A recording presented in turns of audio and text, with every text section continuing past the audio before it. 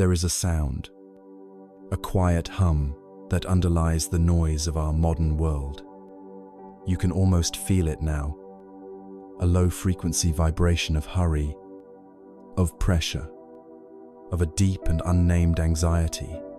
It's in the ping of the notification that pulls your attention away from the sunset. It's in the endless scroll that promises connection, but often leaves a feeling of emptiness. It's in the weight of a to-do list that never seems to shrink. We live in the most connected time in human history, wired together by a web of invisible information. Yet many of us feel profoundly, achingly alone. We can be in a crowded room, surrounded by faces, and feel like a castaway on a deserted island, separated by a sea of unspoken fears and private struggles.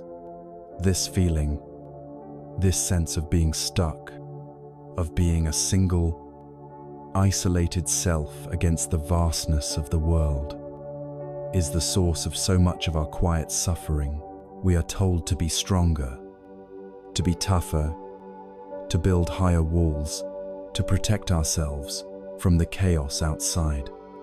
We armor our hearts, manage our time, and optimize our lives, all in an effort to control the uncontrollable, to win a battle against the very nature of existence. But the struggle is exhausting, and the anxiety remains, a faithful companion in the quiet of the night. What if, however, this feeling isn't an enemy to be defeated? What if it is a messenger, a signal from a deeper part of you that is trying to tell you something vital? What if the anxiety isn't a sign that you are broken, but rather a symptom of a fundamental misunderstanding about who you are and how the world truly works? There is an ancient path, a way of seeing that doesn't offer more armor, but instead invites you to lay your armor down. It doesn't present a complex set of beliefs to adopt, but rather a lens through which you can see your own life with breathtaking clarity. It whispers a truth that is at once simple and profound, a truth that holds the power to untangle the knots of fear inside you. The truth is this: everything is connected.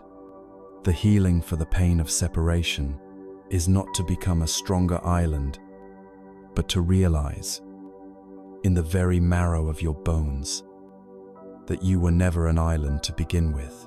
You are a part of a vast, intricate, and beautiful web of existence. This principle, known in the Buddhist tradition as Dependent Origination, is not an abstract philosophy. It is the very fabric of reality. Understanding it, truly feeling it, is the key that can unlock the door to a peace that doesn't depend on your circumstances. Over the next 3 hours, through the timeless wisdom of ancient stories and parables, we will embark on a journey together, a journey to rediscover this lost connection, and in doing so, to gently, patiently, heal the anxiety that comes from feeling alone. Let us begin by painting a picture in the mind. See a single, slender reed growing at the water's edge. It is delicate, graceful, its entire being designed for yielding. When a gentle breeze whispers across the surface of the water, the reed sways in a soft dance. When a stronger gust of wind arrives, the reed bends deeply, almost touching the water, its flexibility, its greatest strength. Now, imagine that this reed is your own nervous system, your own heart, living in the world, and the wind, in all its forms, is life itself, the ceaseless flow of experience, the wind of a difficult conversation, the gust of an unexpected bill, the chill of uncertainty about the future, the storm of loss, Your natural response, like the reed, is to quiver, to tremble, to be moved. This trembling, this quivering, is what we have come to call anxiety. Our first instinct, conditioned by a world that values strength as rigidity, is to wish the reed were a mighty oak. We see the quivering as a flaw, a weakness to be overcome. We try to brace the reed, to hold it still against the wind. We tell it to stop shaking, to be firm, to be unaffected. We might even grow angry with the reed for its sensitivity. But this is a profound misunderstanding of the reed's nature and of our own. The quivering is not the problem. It is a message. It is the reed's honest and immediate communication that the wind is blowing. Anxiety, in its purest form, is not your enemy. It is a messenger, an exquisitely sensitive alarm system telling you something about your relationship with the world. It is a sign that you are alive, that you are registering the weather of your existence. The tragedy is that we have been taught to shoot the messenger rather than listen to its message. The message, most often, is that we are trying to control what is fundamentally uncontrollable. We are trying to command the wind. The reed suffers not because the wind blows, but because it entertains the impossible fantasy that it can, or should, stand perfectly still. This is the illusion of control. We believe that if we just plan enough, worry enough, anticipate every possible outcome, we can build a fortress around our lives that will be impervious to the winds of change. We live in a state of constant vigilance, a low-grade battle readiness, trying to manage the unmanageable. This struggle, this resistance to the natural, flowing, unpredictable nature of life, is what turns the simple message of the wind into the chronic, exhausting state of anxiety. It is the tension of a fist clenched around a handful of water. The tighter you squeeze, the more it slips through your fingers, and all you are left with is the ache in your own hand. Your anxiety is that ache. It is the strain of resisting reality. And what is at the center of this desperate effort? What is this precious thing that we are trying to protect with so much force? It is the idea of me, the self, that small, fragile, and ultimately imaginary construct that we spend our lives curating, defending, and worrying about. This self is the CEO of our inner world, and anxiety is its hyper-vigilant security detail, constantly scanning the horizon for anything that might threaten its position, its reputation, its comfort, its very existence. The promotion you're worried about, the awkward comment you made at a party, the fear of getting sick, the dread of being alone. At the heart of all these anxieties is a perceived threat to this central character. This I, the Buddha, in his first and most foundational teaching, and spoke of this reality. He called it dukkha. This word is often translated as suffering, but its meaning is more subtle, more pervasive.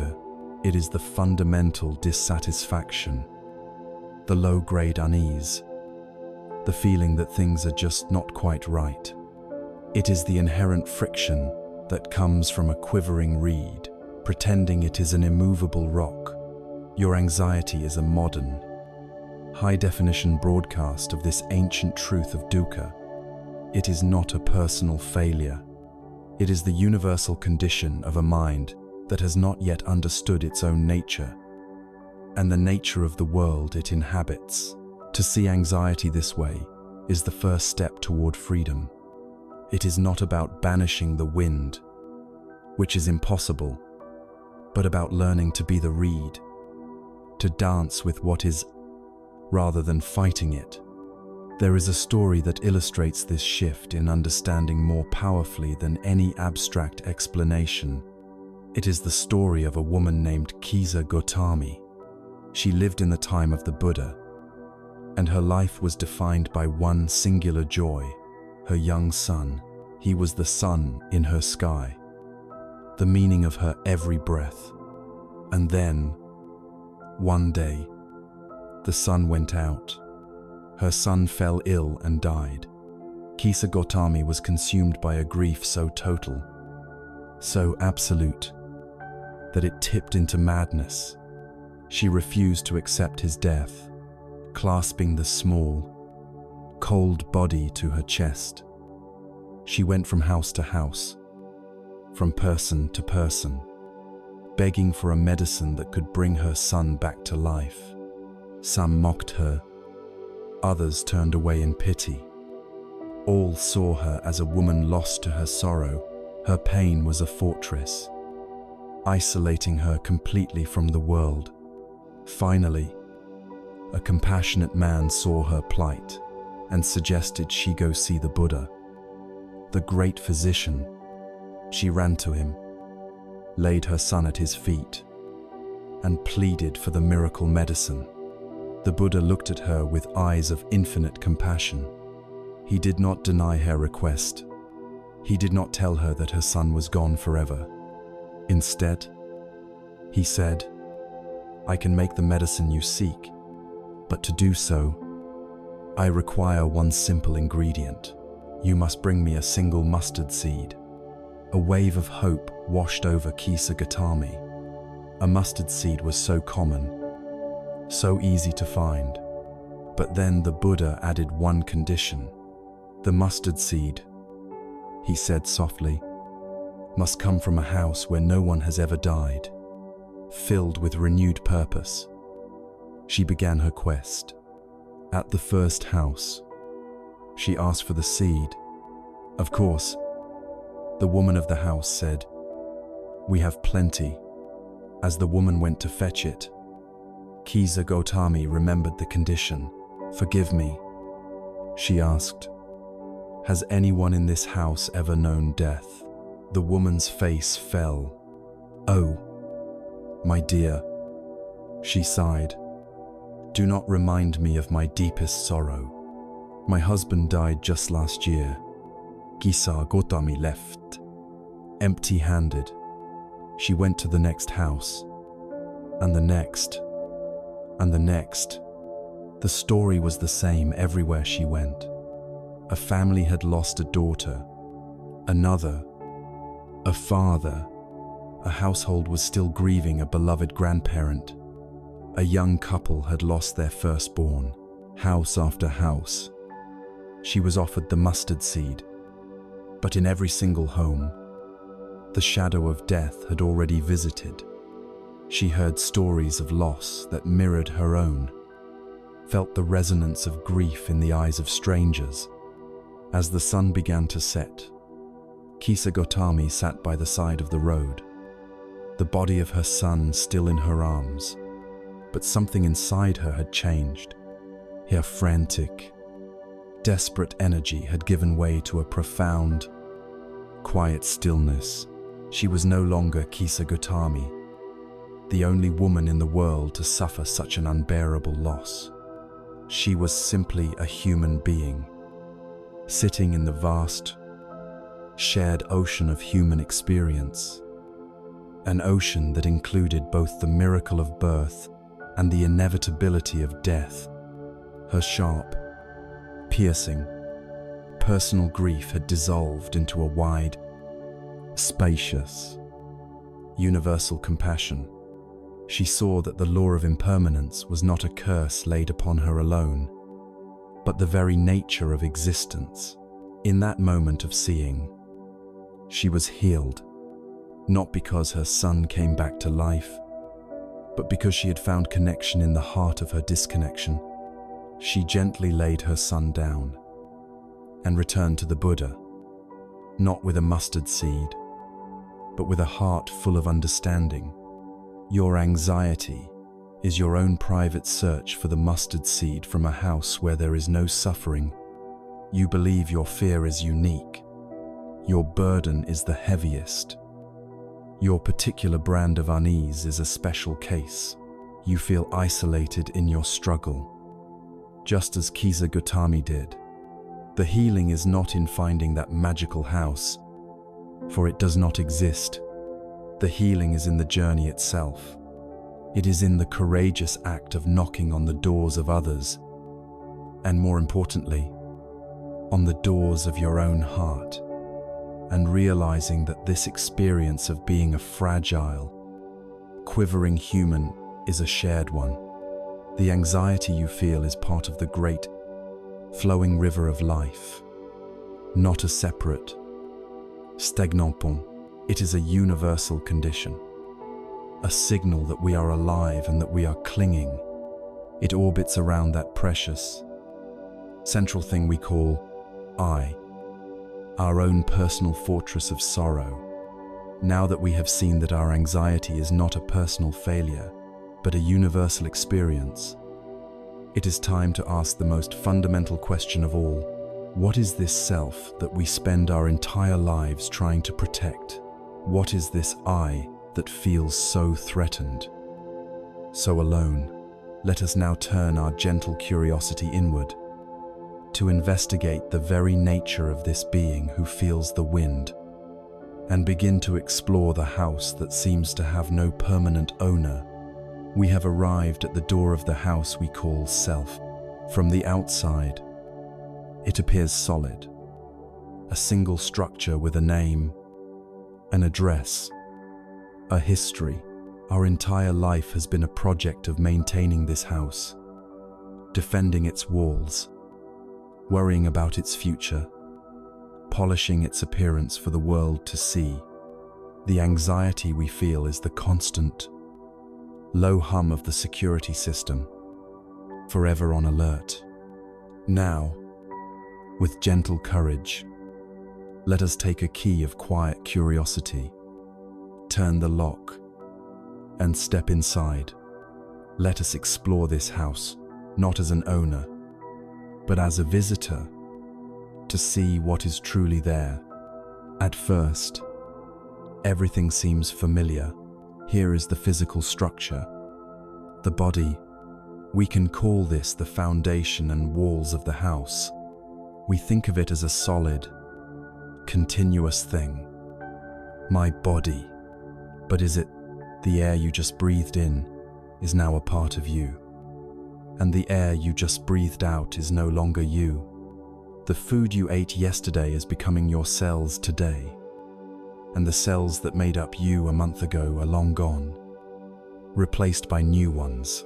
Your body is not a static object, but a dynamic process, a constant flow of matter and energy, a river of physical sensations that is never the same from one moment to the next. Looking closely, we cannot find a single, permanent owner in the physical form, only a relentless, beautiful, and interdependent process of change. Let us walk further inside, into the rooms of feeling. Here we find the weather of the house pleasant, unpleasant, and neutral. A warm patch of sunlight falls on the floor, a moment of joy. A sudden, cold draft comes from under the door, a pang of sadness or irritation. A quiet stillness in a forgotten corner, a neutral feeling we barely notice. We tend to claim these feelings as mine. I am happy. I am sad. But if we watch closely, do we see they arise on their own, conditioned by a sight, a sound, a memory. They are like clouds passing through the sky of our awareness, appearing for a time and then dissolving. We do not create them, and we cannot truly hold on to them. They visit the house, but they do not own it. Next, we investigate the room of perception. This room is filled with labels. This is a chair. That is a table. This is success. That is failure. This is a friendly face. That is a threatening one. Perception is the mind's function of recognizing and categorizing our experience. But these labels are not the things themselves. They are interpretations, painted by the brush of our past experiences, our culture, or language. The same event can be perceived as a tragedy by one person and an opportunity by another. Our perceptions are not a clear window onto reality, but a lens ground by our own history. They are part of the furniture of the house, but they are not its inhabitant. Now we enter the busiest to most cluttered rooms of the house, the rooms of mental formations. Here we find all our habits, our opinions, our intentions, our beliefs, our prejudices, our secret hopes, and our deepest fears. This is the source of our inner chatter, the impulse to check your phone, the familiar spiral of worry, the surge of anger when you feel criticized, the quiet voice of kindness. These are all mental formations. They are like well-worn paths in the floorboards of the house, patterns of energy that have been reinforced over years. They are powerful. They have momentum, but they are not a person. They are echoes, habits, tendencies. They are the activity within the house, but not its master. Finally, there is consciousness itself. This is not a room, but the very light that allows all the rooms to be seen. It is the simple, knowing quality of the mind. Without consciousness, the body, feelings, perceptions, and mental formations would be unknown. But this light is not a thing. It doesn't have a color or a shape. It arises in dependence upon an object. Just as the light of a lamp illuminates a wall, consciousness knows. But there is no separate knower standing behind it. It is the space of awareness in which the entire drama of the house unfolds. So we have walked through the entire house. We have inspected the walls, the weather, the furniture, the well-worn paths, and the light that fills it. But where is the owner? Where is the I? Where is the single, solid, continuous self who is in charge of it all? The startling, liberating truth of the Buddhist path is that there is no owner to be found. The house is unattended. What we call the self is a convention, a convenient name we give to the dynamic, interdependent flow of these 5 processes. These 5 aggregates, like a river. It has a name and appears to be a single thing, but it is nothing more than a ceaseless flow of changing water.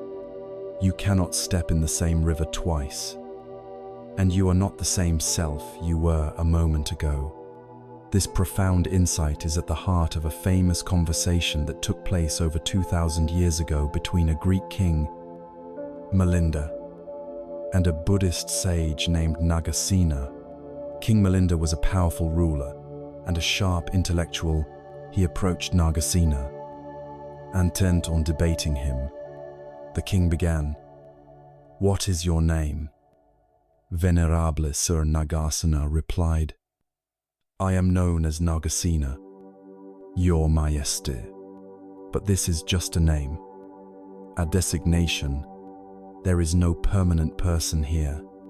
The king, a master of logic, was intrigued. He gestured to his royal chariot. "If there is no person," he challenged, "then what is this chariot? Is the pole the chariot?" "No, Your Majesty," said Nagasena, "are the wheels, the chariot, the axle, the ropes, the yoke to each question." Nagasena calmly answered, "No, Your Majesty." The king laughed triumphantly. "Then you have lied. There is no chariot at all." Nagasena remained serene. He looked at the king and asked, "Your Majesty, you are a great king. How did you arrive here today? Did you walk?" The king, slightly irritated, replied, "I did not walk. I came in the chariot." "You say you came in the chariot?" Nagasena said, "But you have just said there is no chariot." "Please, Your Majesty, explain this to me." Then Nagasena adopted the king's own line of questioning.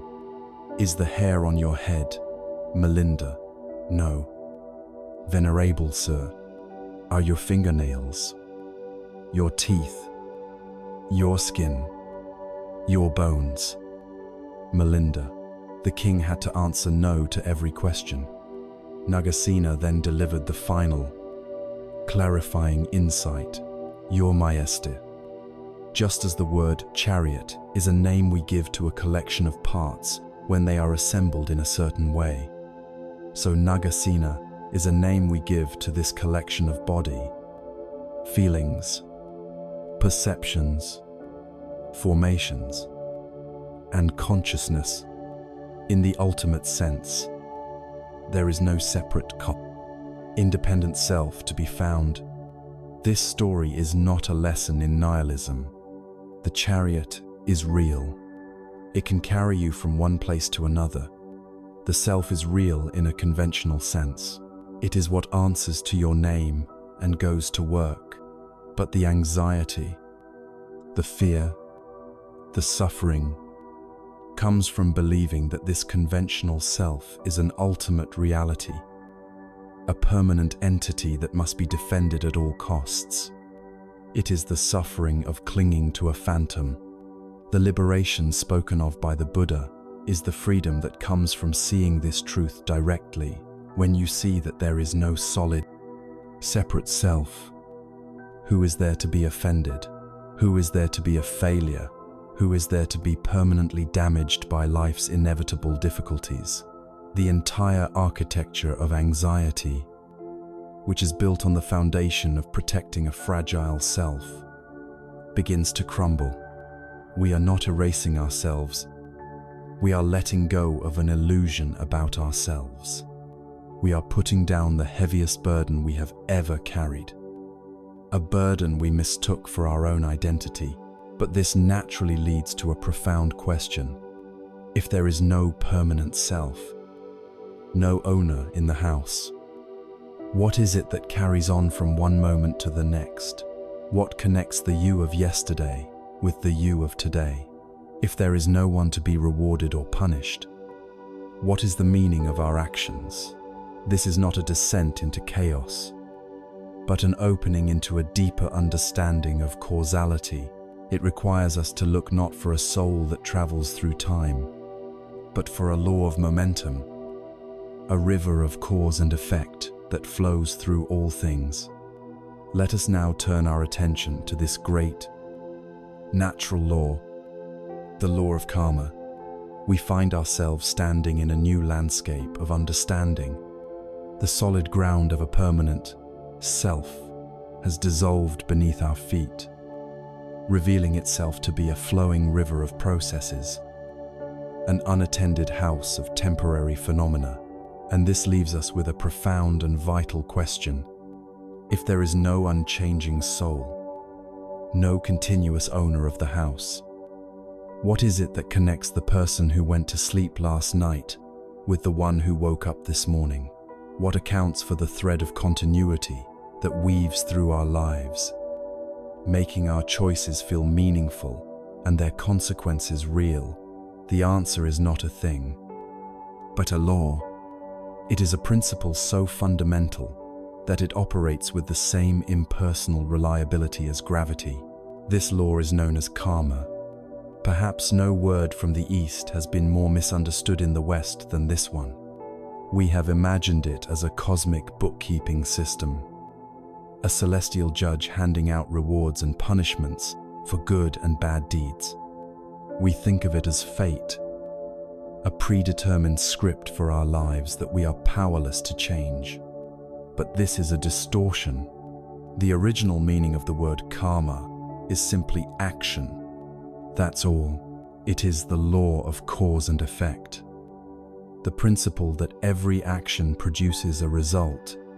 It is not about divine judgment, but about natural consequence.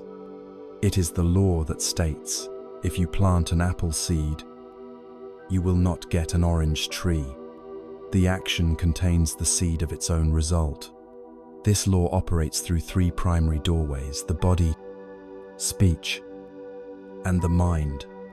Every action we perform, every word we speak, and most importantly, every thought we think, is a form of karma. It is a seed being planted in the field of our consciousness and in the world. But the most critical factor in determining the nature of that seed is not the action itself, but the intention behind it. The Buddha stated this with absolute clarity: intention, I tell you, is karma, an action born from an intention of generosity, kindness, and clarity will produce a very different fruit from a similar action born from an intention of greed, hatred, or confusion. You can give a gift out of a genuine wish for another's well-being, or you can give the exact same gift out of a desire for recognition and praise. The outward appearance may be identical, but the inner seeds planted are worlds apart. One creates a future of openness and connection, the other a future of attachment and expectation. This is where the idea of karma becomes deeply empowering, transforming from a deterministic cage into a key of liberation. Karma is not fate. The past has certainly shaped the present. The sum of all your previous actions of body, speech, and mind has created the conditions you are experiencing right now: your personality, your habits, your current life situation. This is the fruit that has ripened from seeds planted long ago. You cannot change the past. However, the present moment is where your freedom lies. The present is the point of power. Right here, right now. You are planting the seeds for your future. While you cannot always choose the circumstances you find yourself in, you always have a choice in how you respond. That response born of your intention in this very moment is the new karma you are creating. Think of yourself as a sailor on the ocean of life. The currents and the winds that are presently acting upon your boat are the results of past karma. You did not choose them, and you cannot wish them away. A fatalistic view would be to resign yourself to being helplessly tossed about. The wisdom of karma, however, teaches you that you are the sailor.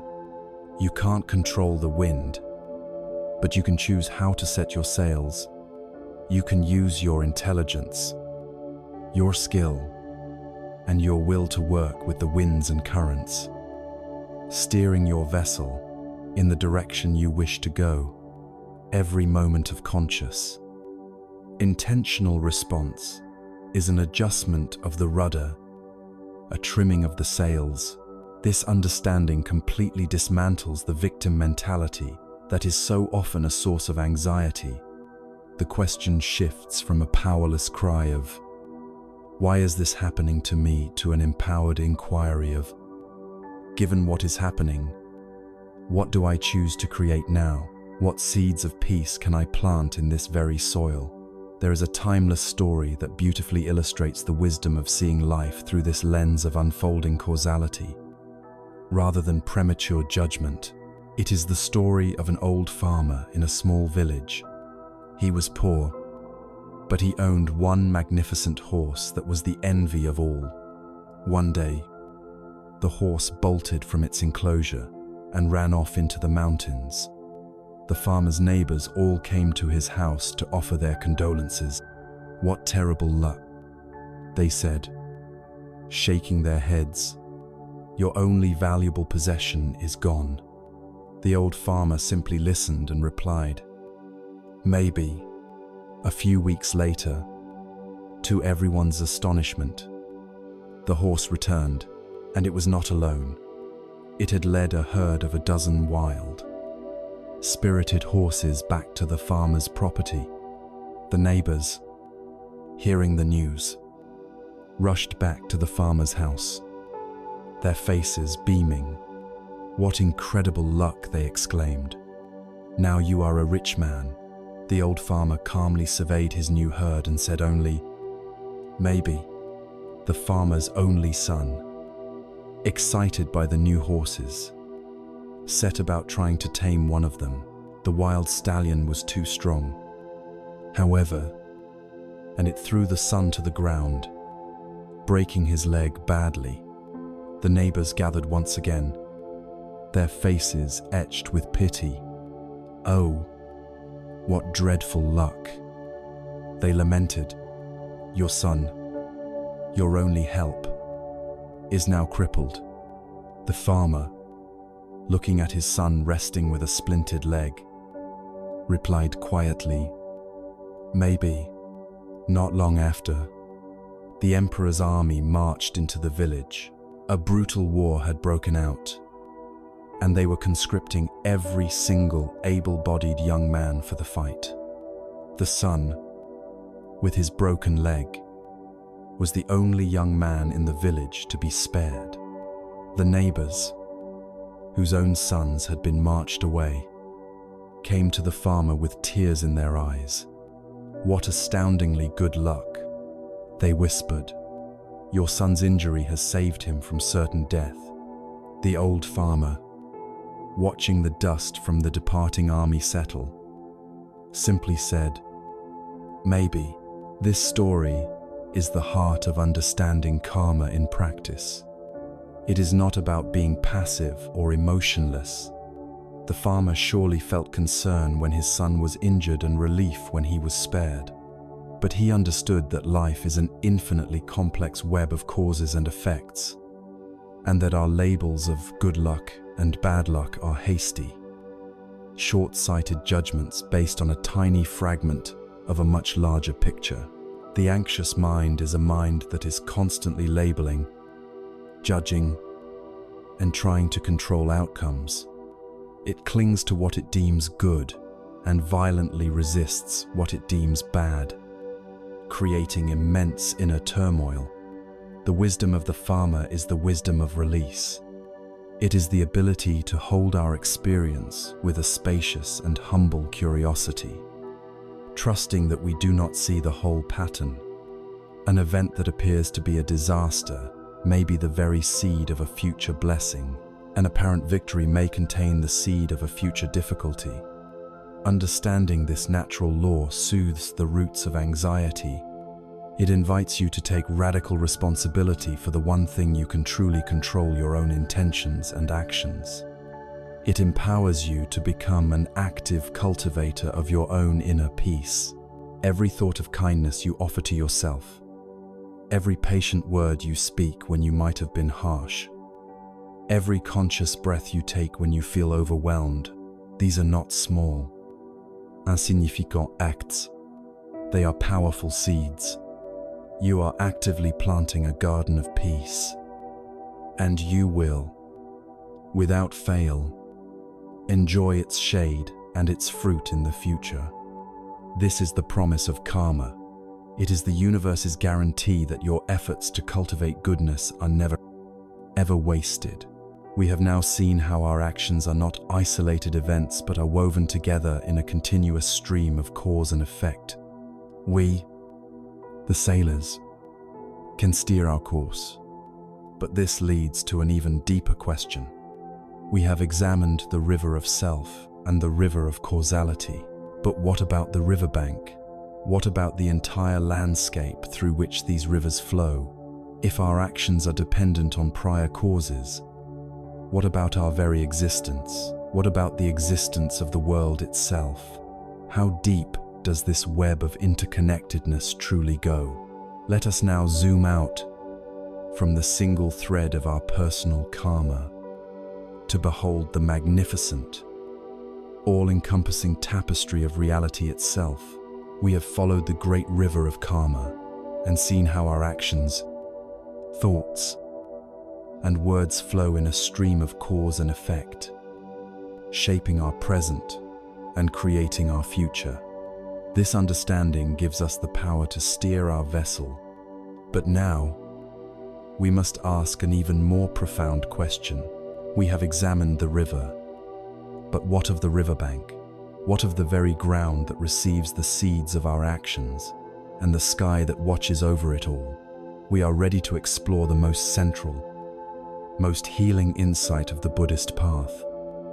A truth so simple, it can be stated in a single breath, yet so vast it contains the entire cosmos. This is the teaching of dependent origination, or interbeing. The principle can be expressed like this: this is, because that is, this is not, because that is not, this arises, because that arises, this ceases, because that ceases. This is not a riddle. It is the most direct and honest description of reality you will ever encounter.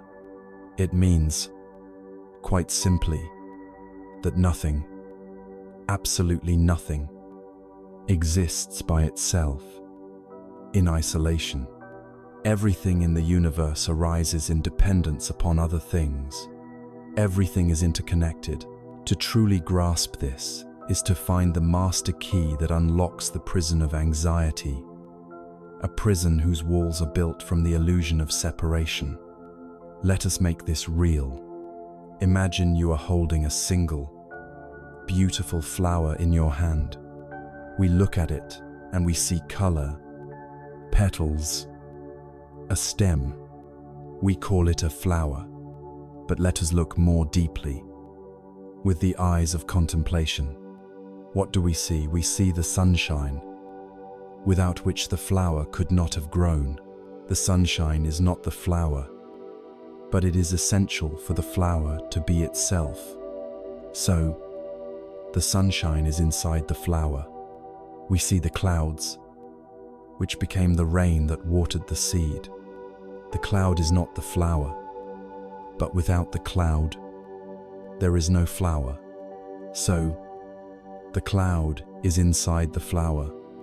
We look further and we see the soil, rich with minerals, the compost made from other plants that lived and died.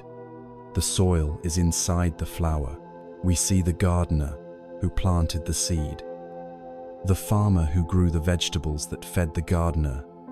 We see the entire history of the earth that created the conditions for life. All of these non-flower elements, in fact, essential parts of the flower. If we were to take away the sunshine, the clouds, the soil, the gardener, the flower would cease to exist. It is empty of a separate, independent self, but it is full of the entire universe. Now, let us turn this same gentle, penetrating gaze upon ourselves. We look in the mirror and see a body, a face, a form we call me. But what is it made of? We are made of the food we have eaten, the water we have drunk, the air we are breathing at this very moment. The bread we ate this morning contains the wheat, which contains the soil, the rain, and the sun. That sunshine and that soil are now flowing in our veins. The oxygen we inhale was produced by plankton in the ocean and trees in the forest. We are literally breathing in the forest. Our thoughts, our ideas, our language, they did not originate within us.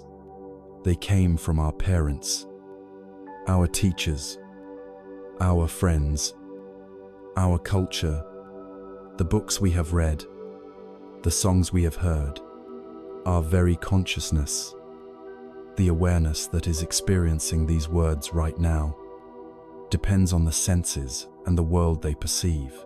If you remove all these non-you elements, what is left of you, the hard, solid boundary we draw between ourself and the world, becomes blurry, transparent, and ultimately, it dissolves. You are not a separate drop. You are the entire ocean expressing itself for a time as a wave. What does this profound insight have to do with the anxiety that can so often grip our hearts? Everything. An anxious feeling, just like a flower, is dependently arisen. It is not a solid, terrifying thing that lives inside you. It does not have an independent existence. For anxiety to arise, it needs specific conditions. It needs the soil of past memories and traumas. It needs the rain of fearful thoughts about the future. It needs the clouds of self-criticism to block out the sun of self-compassion. Anxiety is a temporary assembly of conditions. This is the most hopeful news imaginable. It means you do not have to wage a direct, head-on war with the feeling of anxiety itself. That is an exhausting and often fruitless battle. Instead, you can become a wise gardener of your own mind. You can change the conditions. You can work with the soil of your past by bringing it understanding and forgiveness. You can stop watering the seeds of fear about the future by gently returning your attention to the present moment. You can invite more sunlight into your mind through acts of kindness and gratitude. When the conditions change, the anxiety, like a flower without water or sun, naturally withers and transforms. This understanding removes the heavy layer of blame and shame. It is not your fault that you feel anxious. You are not an anxious person. You are a human being in whom the conditions for anxiety have temporarily gathered. The great Vietnamese Zen master, Thich Nhat Hanh, offered a powerful contemplation to make this truth tangible. He invited his students to look at a simple sheet of paper. He said, "If we look deeply at this sheet of paper, we can see the sunshine, the forest, and the rain. We can see the tree from which the paper was made, and we can see the logger who cut down the tree. We can see the logger's parents, and the wheat in the field that became his breakfast bread. We can see the factory worker who processed the pulp, the truck driver who transported the paper, the shopkeeper who sold it. We can see the mining that produced the metal for the saw and the factory machines. If we look deeply enough, we see that this sheet of paper is composed of everything else. It could not exist without the clouds, the river, the logger, the entire web of life. The paper," he said, "is empty of a separate self, but it is full of everything. The existence of the paper is conditioned by the existence of everything else." He coined a beautiful word for this reality, interbeing. To feel your own interbeing is the beginning of true healing. The core pain of anxiety is the pain of isolation, the feeling of being a small, vulnerable self, alone in a hostile world. But the truth of interbeing reveals that you are never, ever alone. You are fundamentally connected to and supported by the entire universe. Your breath connects you to the trees. Your food connects you to the earth. Your thoughts connect you to all of humanity. When you feel this in your heart, the need to defend your fragile, isolated self begins to soften. A sense of belonging arises, not because you have joined a group, but because you have recognized your place in the fabric of existence itself. This is not a belief you must adopt. It is a reality you can touch and experience in every moment. With every breath, we have now seen how this great law of interconnectedness works on the tangible level of a flower, a piece of paper, and our own anxious feelings. We have seen how things are made of their non-thing elements. This insight is like looking at a single, shimmering dewdrop and seeing the reflection of the entire morning sky within it. Now, let us expand our vision.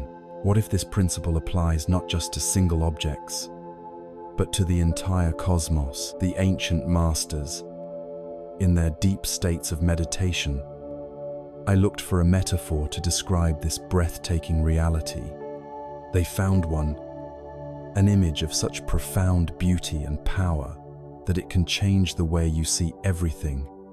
It is the image of a celestial net, stretching to infinity in all directions.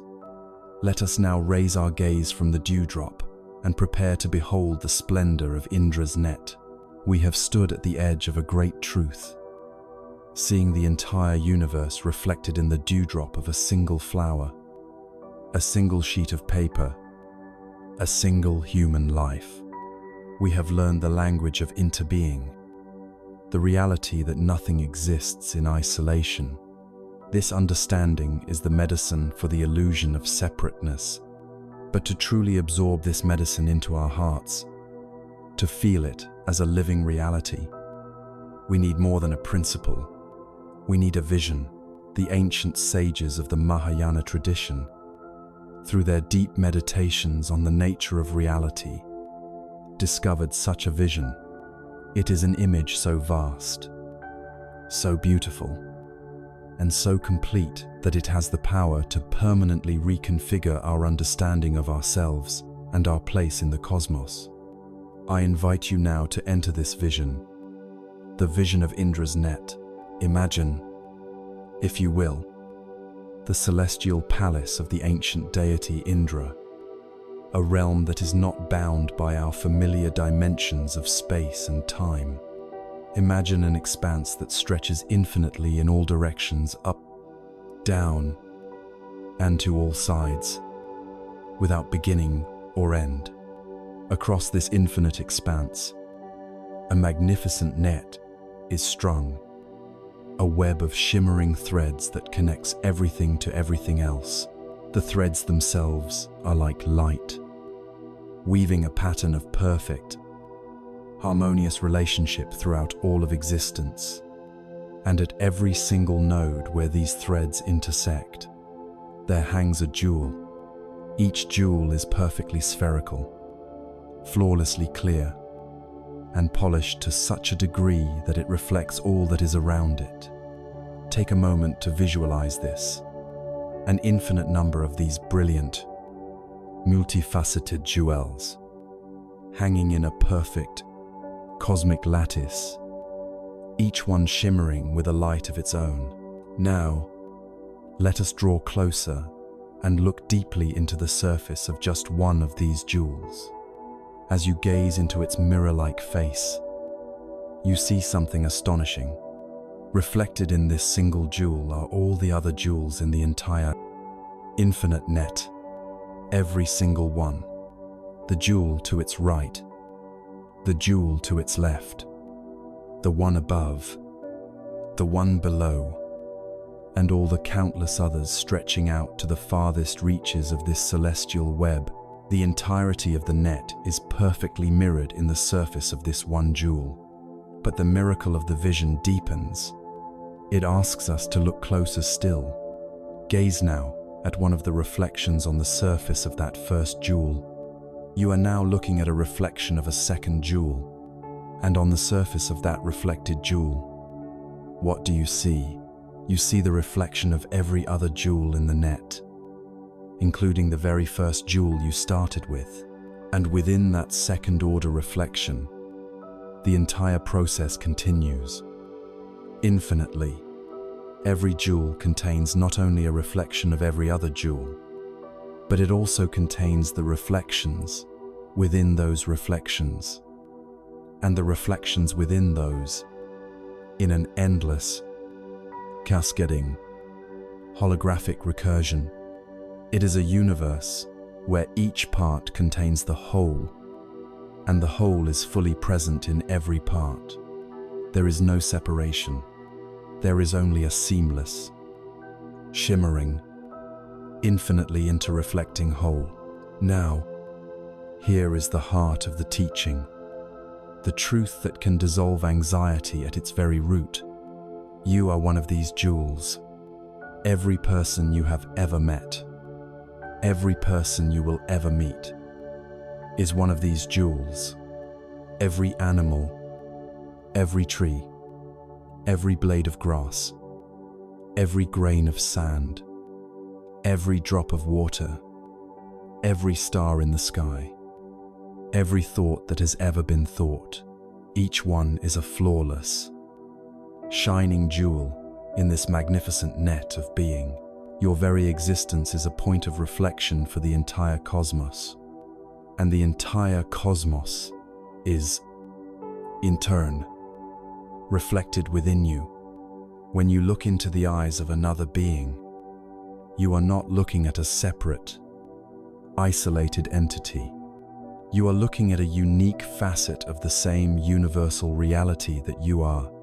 You are looking at another jewel in which you yourself are reflected. How can a jewel in Indra's net ever truly be lonely?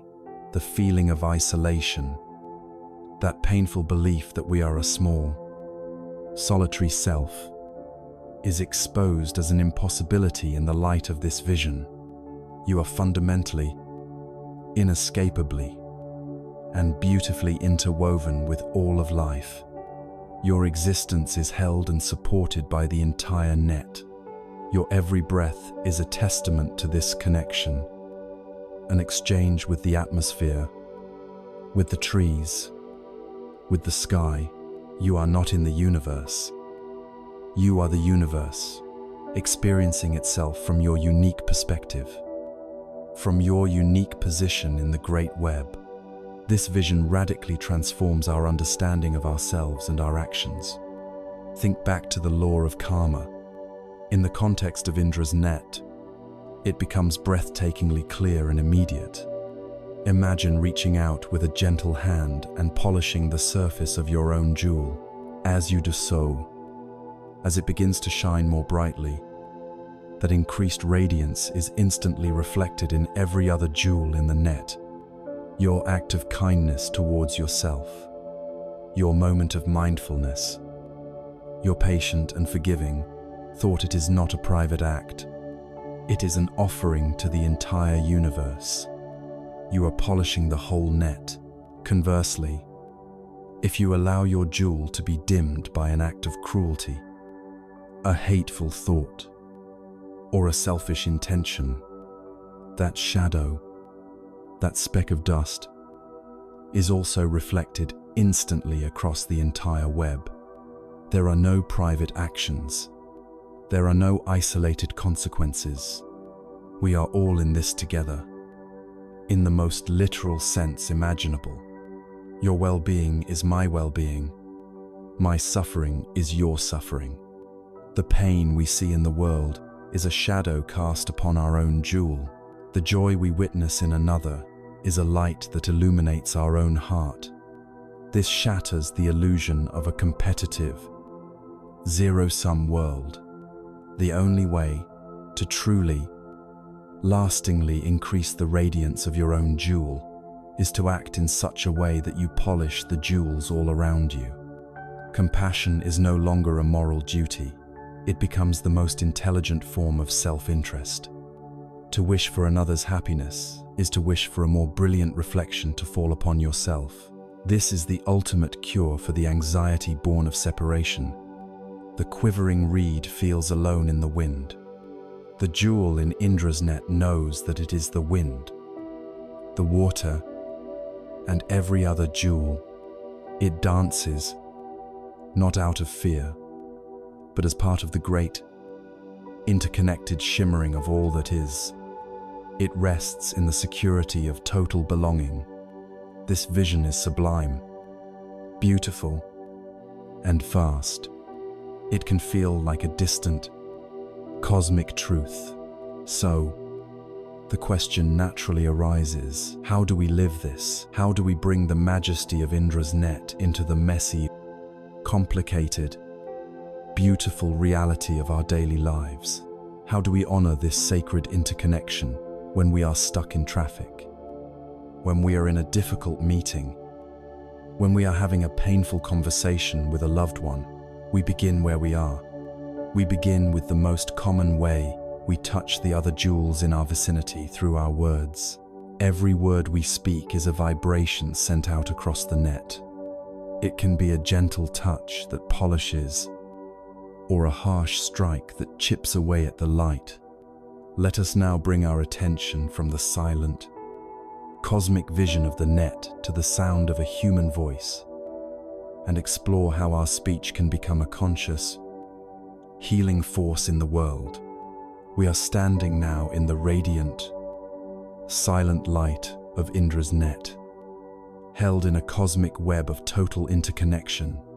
We have seen the vision, and it has changed us. The feeling of being a fragile, isolated self begins to yield to a profound sense of belonging.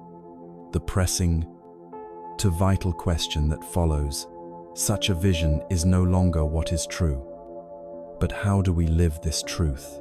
How do we honor this sacred interconnection in the midst of our ordinary, everyday lives? We begin with the most immediate, constant, and powerful way we touch the other jewels in the net: our words. Imagine your life is a vast mountain valley. Every word you speak is a sound, a call that you shout into this valley. If you shout words of anger, resentment, and blame, the valley will faithfully return echoes of anger, resentment, and blame. If you shout words of kindness, encouragement, and compassion, the air will vibrate with the echoes of these same qualities. This is not a punishment or a reward from the valley. It is a simple, impersonal law of acoustics. This is the law of karma as it applies to speech. Your words are not merely sounds that vanish into thin air. They are potent seeds, energetic imprints that you release into the great web of being. They create ripples that travel far beyond your immediate hearing. And these ripples, in one form or another, always find their way back to you. The Buddhist path offers a profound guide for learning to use this power skillfully. It is called right speech, or conscious communication. It is not a set of rigid commandments, but a practice of deep mindfulness applied to the act of communication. It can be understood through 4 beautiful qualities. The first quality is truthfulness. At its most basic level, this means we refrain from lying, from intentionally deceiving another jewel in the net. But it goes deeper. It invites us to notice the more subtle forms of untruth we engage in, the slight exaggerations to make a story more interesting, the convenient omissions to avoid embarrassment, the flattery we offer to manipulate a situation. When our words are not aligned with reality, we introduce a subtle dissonance, a static into the net. It creates an environment of mistrust, not only between ourselves and others, but within ourselves. We become disconnected from our own integrity. To practice speaking the truth, gently and skillfully, is to align ourselves with the very fabric of reality. It is an act of power and self-respect. The second quality is kindness. This is the practice of abstaining from speech that is harsh, abusive, cruel, or born of anger. It is so easy, in a moment of frustration, to use words as weapons, to lash out, to criticize, to demean. But when we do this, who is the first person to be wounded? It is ourselves. To formulate a harsh word, we must first generate the feeling of harshness within our own body and mind. We flood our own system with the stress hormones of conflict. We are the one who first drinks the poison. Right speech invites us to do the opposite, to consciously choose words that heal, words that encourage, words that build up rather than tear down.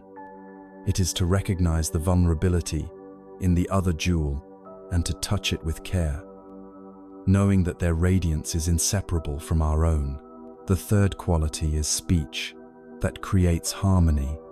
This is a direct antidote to one of the most common and destructive habits of human communication: gossip and divisive talk.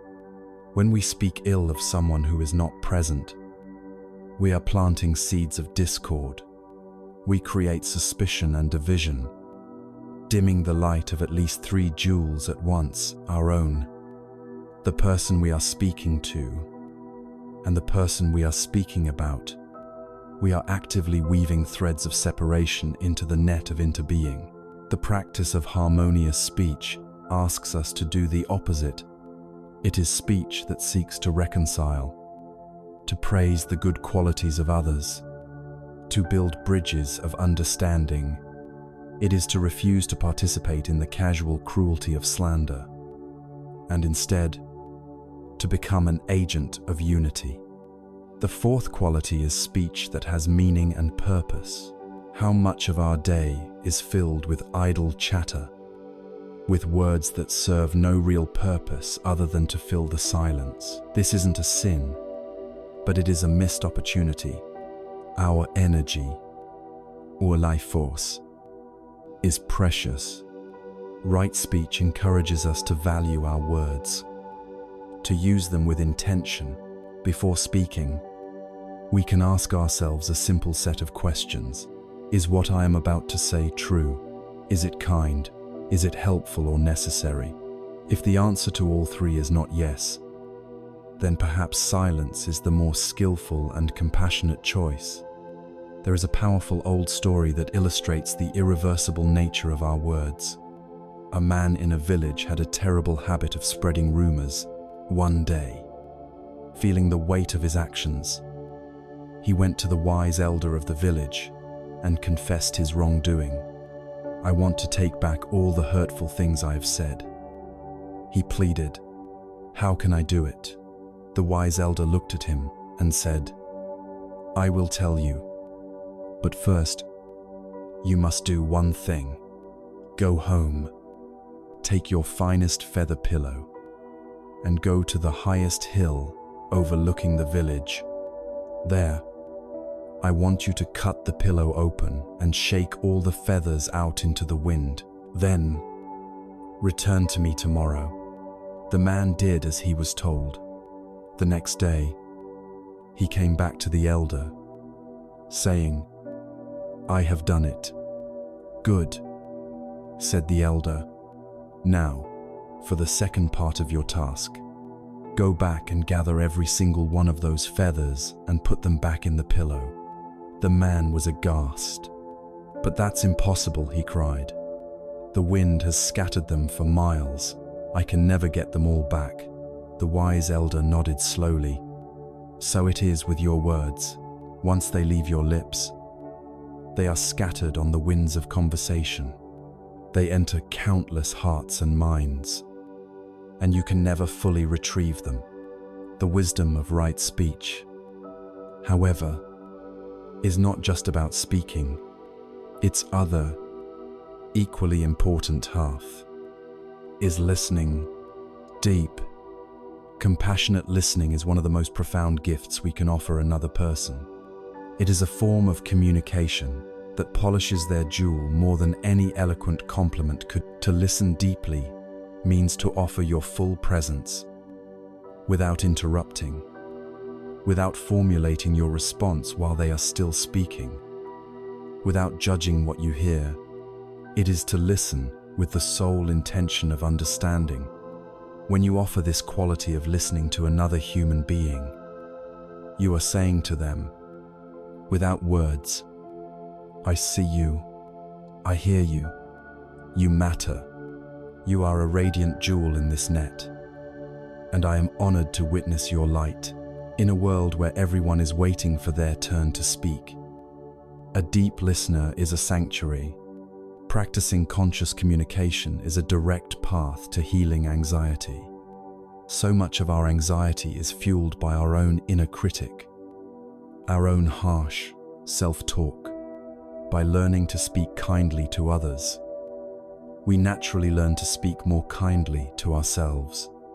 So much of our social anxiety comes from a fear of saying the wrong thing or from the pain of others' harsh words.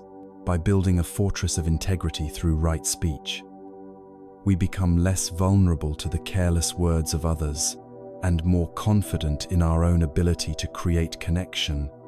We begin to use our words to weave a world of safety, trust, and compassion around ourselves. The echoes that come back from the valley of our life become sweeter, calmer, and more beautiful. Our words are the audible vibrations we send through Indra's net, but we interact with the world in ways that are even more tangible, more physical. We move, we work, we consume, we create. What of the power that lies not on our tongue, but in our hands? What of the imprints we leave, not in the air, but in the very sand of existence with our every step? Let us now turn our attention from the ripples of our voice to the impact of our actions.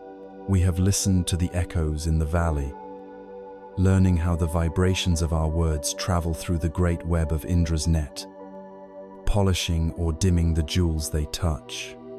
But our connection to this web is not just auditory, it is deeply physical, deeply tangible. We interact with the world not only through our voice, but through our hands, our feet, and our every action. We leave our mark. Imagine your life as a long walk along an endless, sandy beach at the edge of the great ocean of existence. Every single thing you do is a footprint. Some actions are deep and heavy, leaving a clear imprint. Others are light and fleeting, barely disturbing the surface. But no action is without effect. Each step changes the landscape, however subtly, and contributes to the story written in the sand. This is the reality of our lives within an interconnected universe.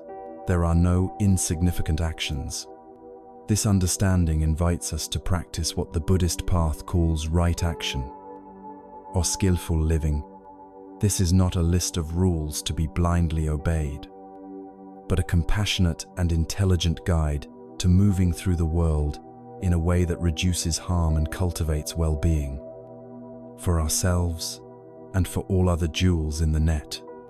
This practice can be understood through three fundamental principles.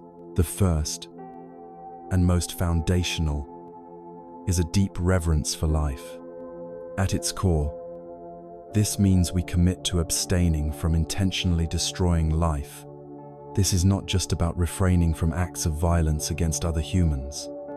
It is about cultivating a spirit of ahimsa, or non-harming, in our entire relationship with the world. It asks us to consider how our choices affect the creatures with whom we share this planet. It invites us to see the life in the trees, the rivers, and the soil, and to recognize that their health is our health.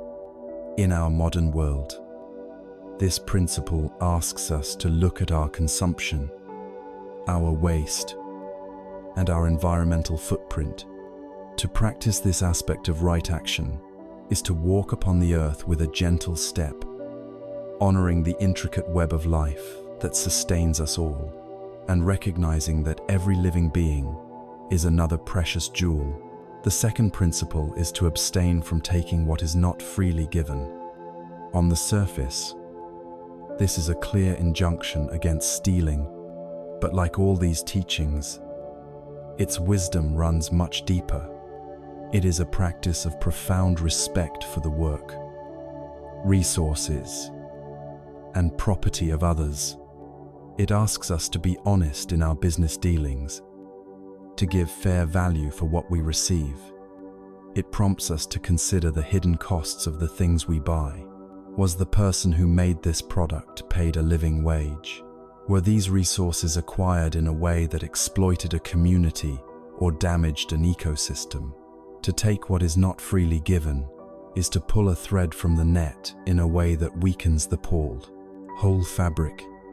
To practice this principle is to live with integrity, ensuring that our presence in the world is a source of fair and respectful exchange, not exploitation. It is to see the human energy, the life force of another jewel, in every object we use, and to treat it with gratitude. The third principle is to abstain from actions that cause harm through sexuality. This is not about shame or puritanism, but about recognizing that our sexual energy is a powerful force that can create deep connection or deep suffering. To practice right action in this area is to ensure our expressions of sexuality are grounded in mutual respect, honesty, and genuine consent. It means we do not treat another person as an object for our own gratification, but as a whole and complex jewel, worthy of care and dignity. It is to be mindful of the commitments we have made, and to act in ways that do not betray trust or cause emotional devastation to ourselves or others. It is to channel this powerful energy in ways that are healing and connective, rather than divisive and harmful. Living with this level of consciousness can feel overwhelming. How can one small person possibly consider the global impact of every single action? The beauty of Indra's net is that it works both ways. Just as a harmful act can have unforeseen negative consequences, a small, positive act can have unimaginable positive ones.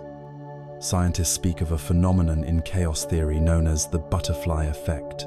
It is the idea that the tiny, almost imperceptible flapping of a butterfly's wings in Brazil could, through a long and complex chain of atmospheric events, ultimately set off a tornado in Texas. This is a perfect modern parable for the nature of action in an interconnected world. Your small, seemingly insignificant act of kindness, picking up a piece of litter, offering a genuine smile to a stressed cashier, taking a moment to listen to a friend without judgment, is like the flapping of that butterfly's wings.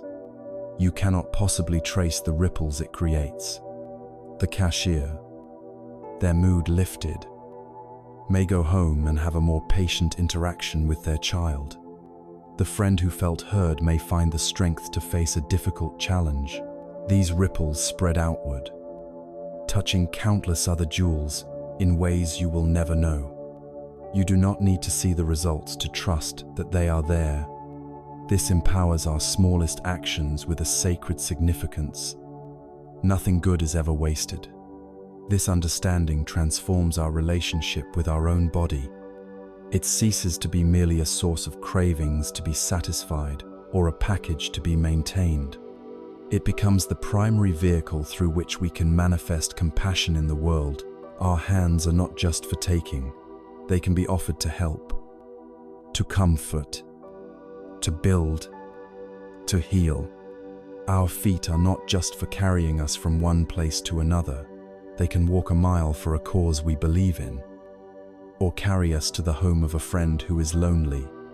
Our physical presence itself can be a gift, a calming and grounding force in a chaotic room.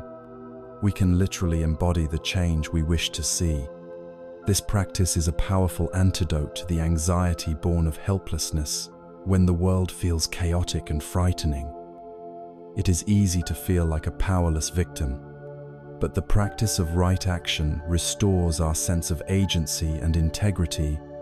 We cannot control wars or economic downturns, but we can, with absolute certainty, control whether we act with kindness and respect in our own small sphere. By aligning our actions with our deepest values, we create an inner sense of coherence and safety. We know that At the very least, we are not contributing to the world's suffering. In fact, we are actively creating pockets of sanity, kare, and compassion, starting with our own two hands. This reduces the inner conflict and moral distress that so often simmer beneath the surface of our anxiety. We have now explored the immense power held in our words, the echoes that shape our world. We have felt the weight and potential of our deeds, the footprints that mark our journey. We have looked at what we do and what we say, but a deeper question now emerges, a question that takes us from the outward expression to the inner source. Where do these words and actions truly originate? A harsh word does not leap from an empty mind. A kind hand is not moved by a vacant heart. Every action, every word, is a flower or a weed that has grown from the soil of our own mind. To truly transform our lives, we must go to the source. We must become the gardeners. Let us now turn our attention inward, to the fertile and often wild garden of the mind. We have walked the path of our outer life, examining the power held in our words and the lasting imprints of our actions. We have learned to speak with kindness and to act with reverence for the great web of being. But now, our journey must take us inward, to the very source from which all words and actions arise. We arrive at the gate of the most intimate, powerful, and creative landscape we will ever know, the garden of our own mind. Everything begins here. An act of cruelty and an act of kindness are both born from a single thought. A word of healing and a word of harm both begin as a silent intention to truly transform our lives and heal the roots of our anxiety. We must learn to become the skillful and compassionate gardeners of this inner world. The first, most liberating discovery we can make in this garden is that you are not your thoughts. We tend to believe that we are the voice in our head, that its incessant chatter is the core of our identity. But this is an illusion. You are not the thoughts. You are the awareness that is aware of the thoughts. Imagine your mind is a vast, open sky. Thoughts, feelings, and sensations are like clouds that drift through it. Some are dark and stormy, like thoughts of fear or anger. Others are light and wispy, like fleeting moments of joy. But you are not the clouds. You are the sky itself, vast, spacious, and fundamentally untouched by the weather that passes through it. The sky does not cling to the beautiful clouds or fight the dark ones. It simply allows them to be, to arise and pass away. To realize this is to take the first step toward freedom. You do not have to believe every thought that appears in your mind, especially the anxious and self-critical ones. You can learn to simply notice them, acknowledging their presence without giving them your power. Within the fertile ground of our mind, our consciousness, there are countless seeds. This is a key teaching from the Buddhist science of the mind. Every experience we have ever had, everything we have seen, heard, or done, has planted a seed in our mind. There are seeds of anger, jealousy, fear, and craving. These are the weeds in our garden, and there are seeds of understanding, forgiveness, joy, kindness, and compassion. These are the beautiful flowers. It is crucial to understand that every single one of us has both kinds of seeds in our garden. There is no shame in discovering weeds of fear or anger. It is part of the human condition. The art of living a peaceful life is not to pretend the weeds don't exist, but to learn the skill of conscious gardening. The primary practice of this inner gardening is one of selective watering. What you pay attention to grows. When you spend your day replaying an argument in your head, dwelling on a past hurt, or rehearsing a future fear, you are consciously pouring water on the seeds of anger, resentment, and anxiety, and naturally, they will grow stronger, their roots digging deeper, their leaves casting wider shadows over your inner landscape. Conversely, when you consciously choose to place your attention on something wholesome, you are watering the seeds of peace. When you take a moment to truly appreciate the warmth of the sun on your skin, you are watering the seed of joy. When you reflect on the kindness of a friend, you are watering the seed of gratitude. When you offer a silent wish of well-being to a stranger, you are watering the seed of compassion. There is a powerful story told of a wise elder teaching his grandchild about life. "A great fight is going on inside me," the elder said. "It is a terrible fight between two wolves. One wolf is darkness and despair. He is anger, envy, sorrow, regret, greed, arrogance, self-pity, guilt, resentment, and lies. The other wolf is light and hope. He is joy, peace, love, serenity, humility, kindness, empathy, generosity, truth, and compassion." The grandchild thought about this for a moment and then asked, "Grandfather, which wolf will win?" The old elder replied simply, "The one you feed." This story is a perfect map for our inner work. Healing anxiety is not about trying to find and kill the wolf of fear. That is an exhausting battle, and that wolf is cunning and strong. The path to peace is to consciously and consistently feed the wolf of light. You feed it with your attention. You feed it every time you choose to focus on what is beautiful instead of what is ugly. You feed it every time you forgive instead of holding a grudge. You feed it every time you choose gratitude over complaint. Over time, the wolf of light becomes stronger and healthier. It doesn't necessarily kill the dark wolf, but it becomes the dominant force in your inner world. Its peaceful presence naturally calms the anxious energy of the other. This is not just a poetic metaphor. It is a biochemical reality. A single thought of resentment or fear can trigger your brain's amygdala, the ancient alarm center. This releases a cascade of stress hormones like cortisol and adrenaline. Your muscles tense. Your heart rate increases. Your breathing becomes shallow. Your entire body enters a state of fight or flight. Your jewel in Indra's net becomes clouded and agitated. In contrast, a single thought of genuine appreciation or love can trigger the release of neurotransmitters like oxytocin and serotonin. Your body relaxes. Your heart rate slows. Your face softens. You enter a state of calm, connection, and safety.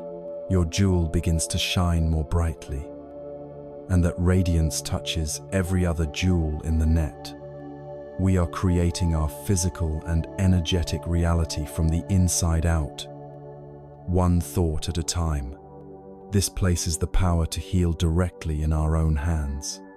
The anxious mind is often a garden where the weeds of worry have been watered unconsciously for many years. They have grown wild and can feel overwhelming. The practice is not to go in with a flamethrower and try to burn everything down. The practice is to begin gently but persistently to cultivate a small patch of flowers. Start by intentionally watering the seed of gratitude for just 1 minute each day. Bring to mind 3 things you are genuinely thankful for.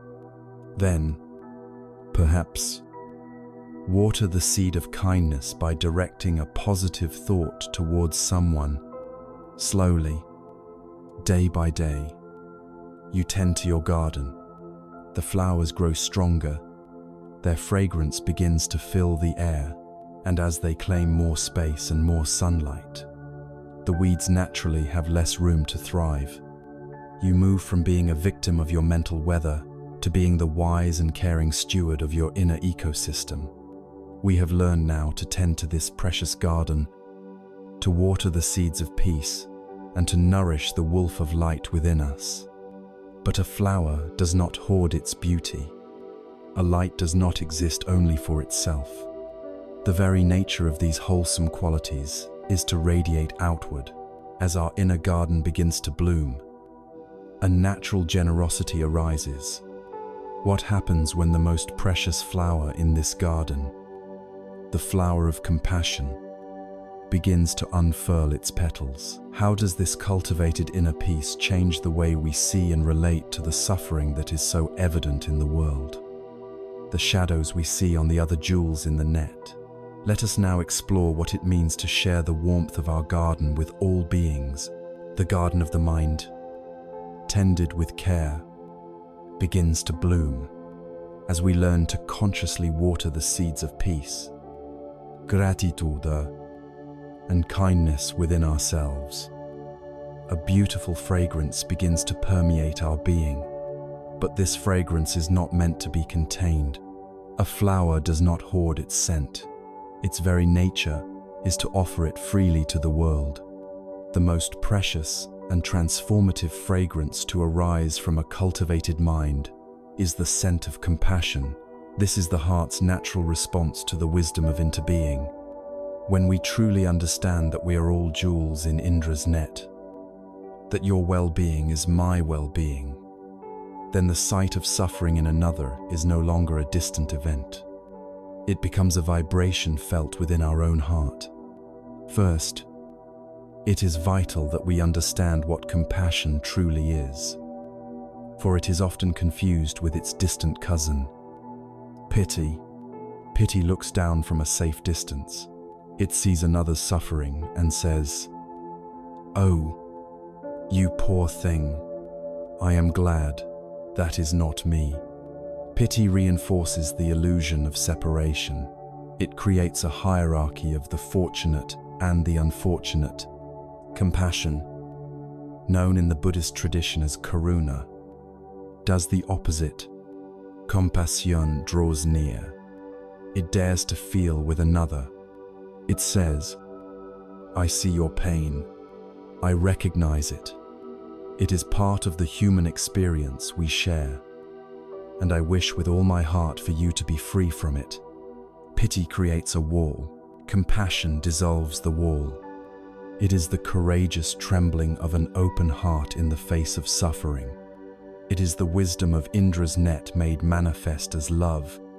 And where must this radical practice of compassion begin? It must begin with the jewel that is closest to you, your own self. For so many of us, especially in a world that demands perfection, our inner landscape is a place of harsh judgment. When we feel anxious, we criticize ourselves for being weak. When we make a mistake, we berate ourselves for being foolish. We would never speak to a dear friend the way we often speak to ourselves. The practice of self-compassion is the first, essential step in healing. It is the recognition that you, too, are a being who suffers and who is worthy of kindness.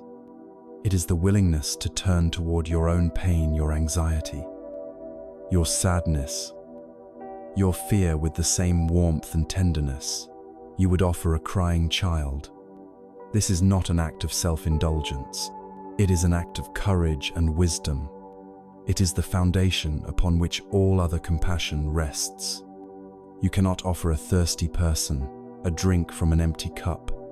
In moments of intense anxiety or emotional pain, the practice can be as simple as placing a hand gently over your heart, feeling its warmth, and whispering to yourself, This is a moment of suffering. Suffering is a part of life. May I be kind to myself in this moment. May I give myself the compassion that I need. This simple act can change your entire relationship with your own mind. You stop being at war with your own experience.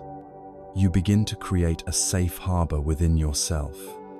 Once we have established this foundation of self-compassion, we can begin to extend that gentle energy outward in ever-widening circles.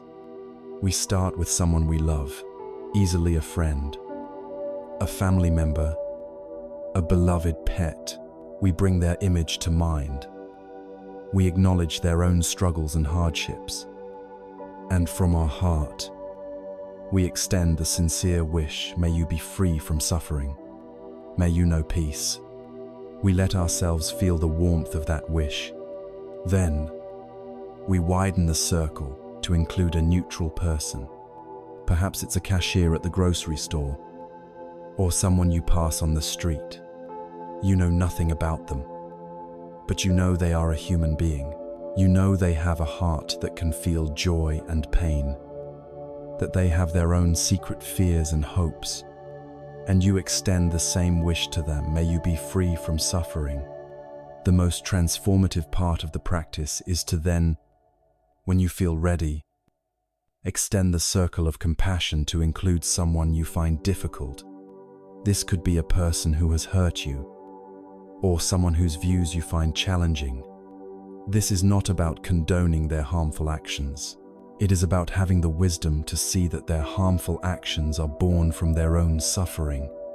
A truly happy, peaceful person does not cause harm to others. Hateful actions grow from seeds of fear, anger, and delusion. The practice of compassion here is to look at this difficult person and wish, may you be free from the anger that causes you to lash out. May you be free from the fear that makes you cruel. May you be free from the suffering that is the root of your harmful behavior. This is a profound act of healing for them and for you.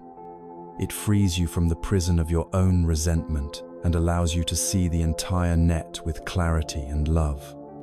The Buddha himself provided the most powerful example of compassion in action. The story is told of a monk in his community who had fallen gravely ill with a terrible, disfiguring disease.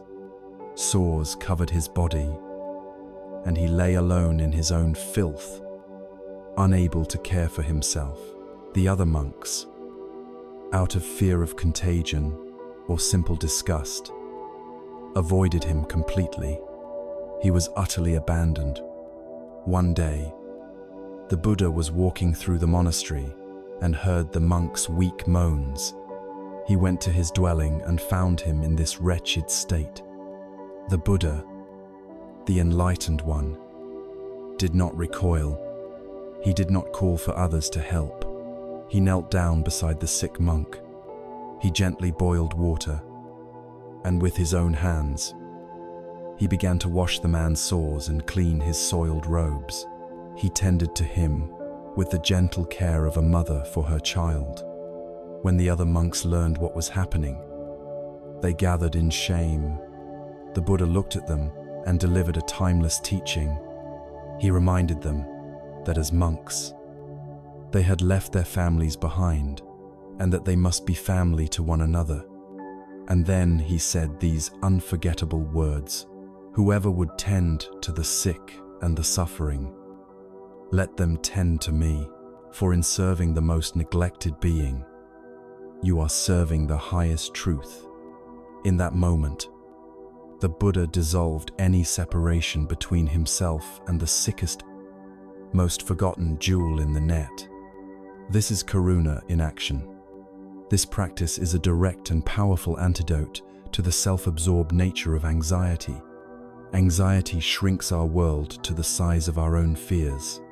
Compassion blows the walls of that prison wide open. When we are genuinely focused on the wish for another's well-being, we have a blessed respite from our own circular worries. And as we practice self-compassion, We learn to hold our own anxiety with a gentle embrace rather than with fearful resistance. We stop fighting the wolf of fear and instead learn to soothe it with the tenderness it was asking for all along. We have learned now to sit with suffering, our own and that of others. With an open and courageous heart, we have learned to respond to the shadows in Indra's net with the light of compassion.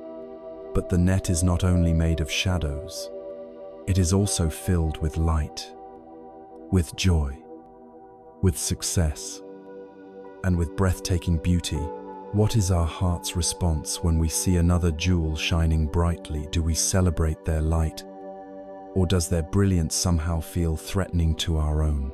Let us now explore the other side of the coin of connection, the joyful practice of finding happiness in the happiness of others. With a heart softened by compassion, we have learned to meet the shadows in Indra's net, the inevitable sorrows of life. With courage and tenderness, we have learned to sit with those who suffer and wish for their pain to cease. But the great web of being is not only a tapestry of shadows, it is also ablaze with light. It shimmers with moments of joy, success, beauty, and grace. This brings us to a vital question, a question that reveals the deepest corners of our heart. How do we respond when we see another jewel shining brightly? What is our first, honest reaction to the good fortune of others? For many of us, if we are truly honest, the light of another's success can cast a shadow on our own heart. A friend gets a promotion, and we feel a pang of envy. A neighbor goes on a wonderful vacation, and we feel a sense of lack. We see a picture of a happy couple, and our own loneliness feels sharper. This is the painful, constricting sickness of the spirit known as jealousy. It arises from the deepest illusion of separation, the belief that happiness is a scarce commodity, a limited pie. From this perspective, if someone else gets a large slice, there is less available for us.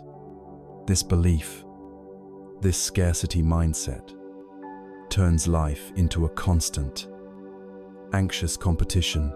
It traps us in a state of comparison, and it is a guaranteed recipe for dissatisfaction, because there will always be someone who appears to have more.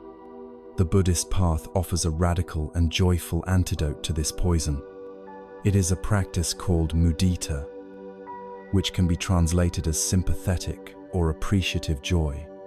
It is the ability to feel genuine, selfless happiness in the happiness and success of others. If envy is the painful proof that we believe we are separate, mudita is the joyful celebration of the fact that we are not. From the perspective of Indra's net, the happiness of another is not a threat to our own. It is a contribution to the whole. When a nearby jewel begins to shine more brightly, your own jewel is not diminished. It is bathed in more beautiful light. Their success enriches the entire web. To practice mudita is to unlock an almost infinite source of joy. Instead of having only the successes of your own small life to be happy about, you suddenly have access to the happiness of billions of other lives. You learn to delight in the delight of others. Like all practices of the heart, mudita can be cultivated. We can strengthen this joyful muscle. We begin, as always, where it is easiest. Bring to mind a dear friend, a beloved child, or a cherished family member. Now, think of a recent success or a moment of pure joy they experienced. Perhaps they achieved a long-sought goal or were simply laughing with uninhibited delight. Instead of just noting this fact, allow yourself to truly feel the happiness for them. Let their joy become your joy. Savor that warm, expansive feeling in your own heart. This is the seed of mudita. Then, We can widen the circle. You might see a group of strangers celebrating a birthday at a nearby table in a restaurant. The habitual mind might ignore them or feel a slight annoyance. The mind of mudita makes a conscious choice. It looks upon them and silently offers a wish. How wonderful! May your joy continue. May your happiness grow. You take a small hit of their happiness, a shared warmth that costs you nothing and adds to your own sense of well-being. You learn to find joy in the everyday happiness that is constantly surrounding you. A child chasing pigeons in a park, an elderly couple holding hands, the sound of laughter from an open window, the greatest challenge and the most transformative practice is to extend mudita towards someone you envy or see as a rival. This requires great courage. It is not about pretending or forcing a feeling that isn't there. It begins with a simple act of will. Bring this person to mind. Acknowledge their success and recognize that, just like you, they are simply a being seeking happiness. You can start with a simple, intellectual acknowledgement. They have found a moment of happiness. As a fellow being in this net, I can recognize that, over time, this can soften into a genuine wish. May they enjoy their success. May it bring them true peace. This practice is a powerful solvent for the hardness of envy. It doesn't mean you stop striving for your own goals, but it frees you from the painful belief that their success is your failure. There is a story of a young monk in a monastery who was deeply dedicated to his practice, but his heart was being eaten alive by jealousy. He saw the praise another monk received from the master, the deep meditation of another, the scholarly insight of a third, and each success felt like a personal wound. His inner world was tight, sour, and miserable. Finally, he confessed his pain to the wise old master. The master, instead of offering a philosophical lecture, gave him a very simple, practical task. Every evening, for the next month, he said, I want you to bring to mind the one person you felt the most envy for that day. Then, I want you to find at least one genuine reason to congratulate them in your heart. Silently appreciate one of their good qualities or one of their successes, and wish them well.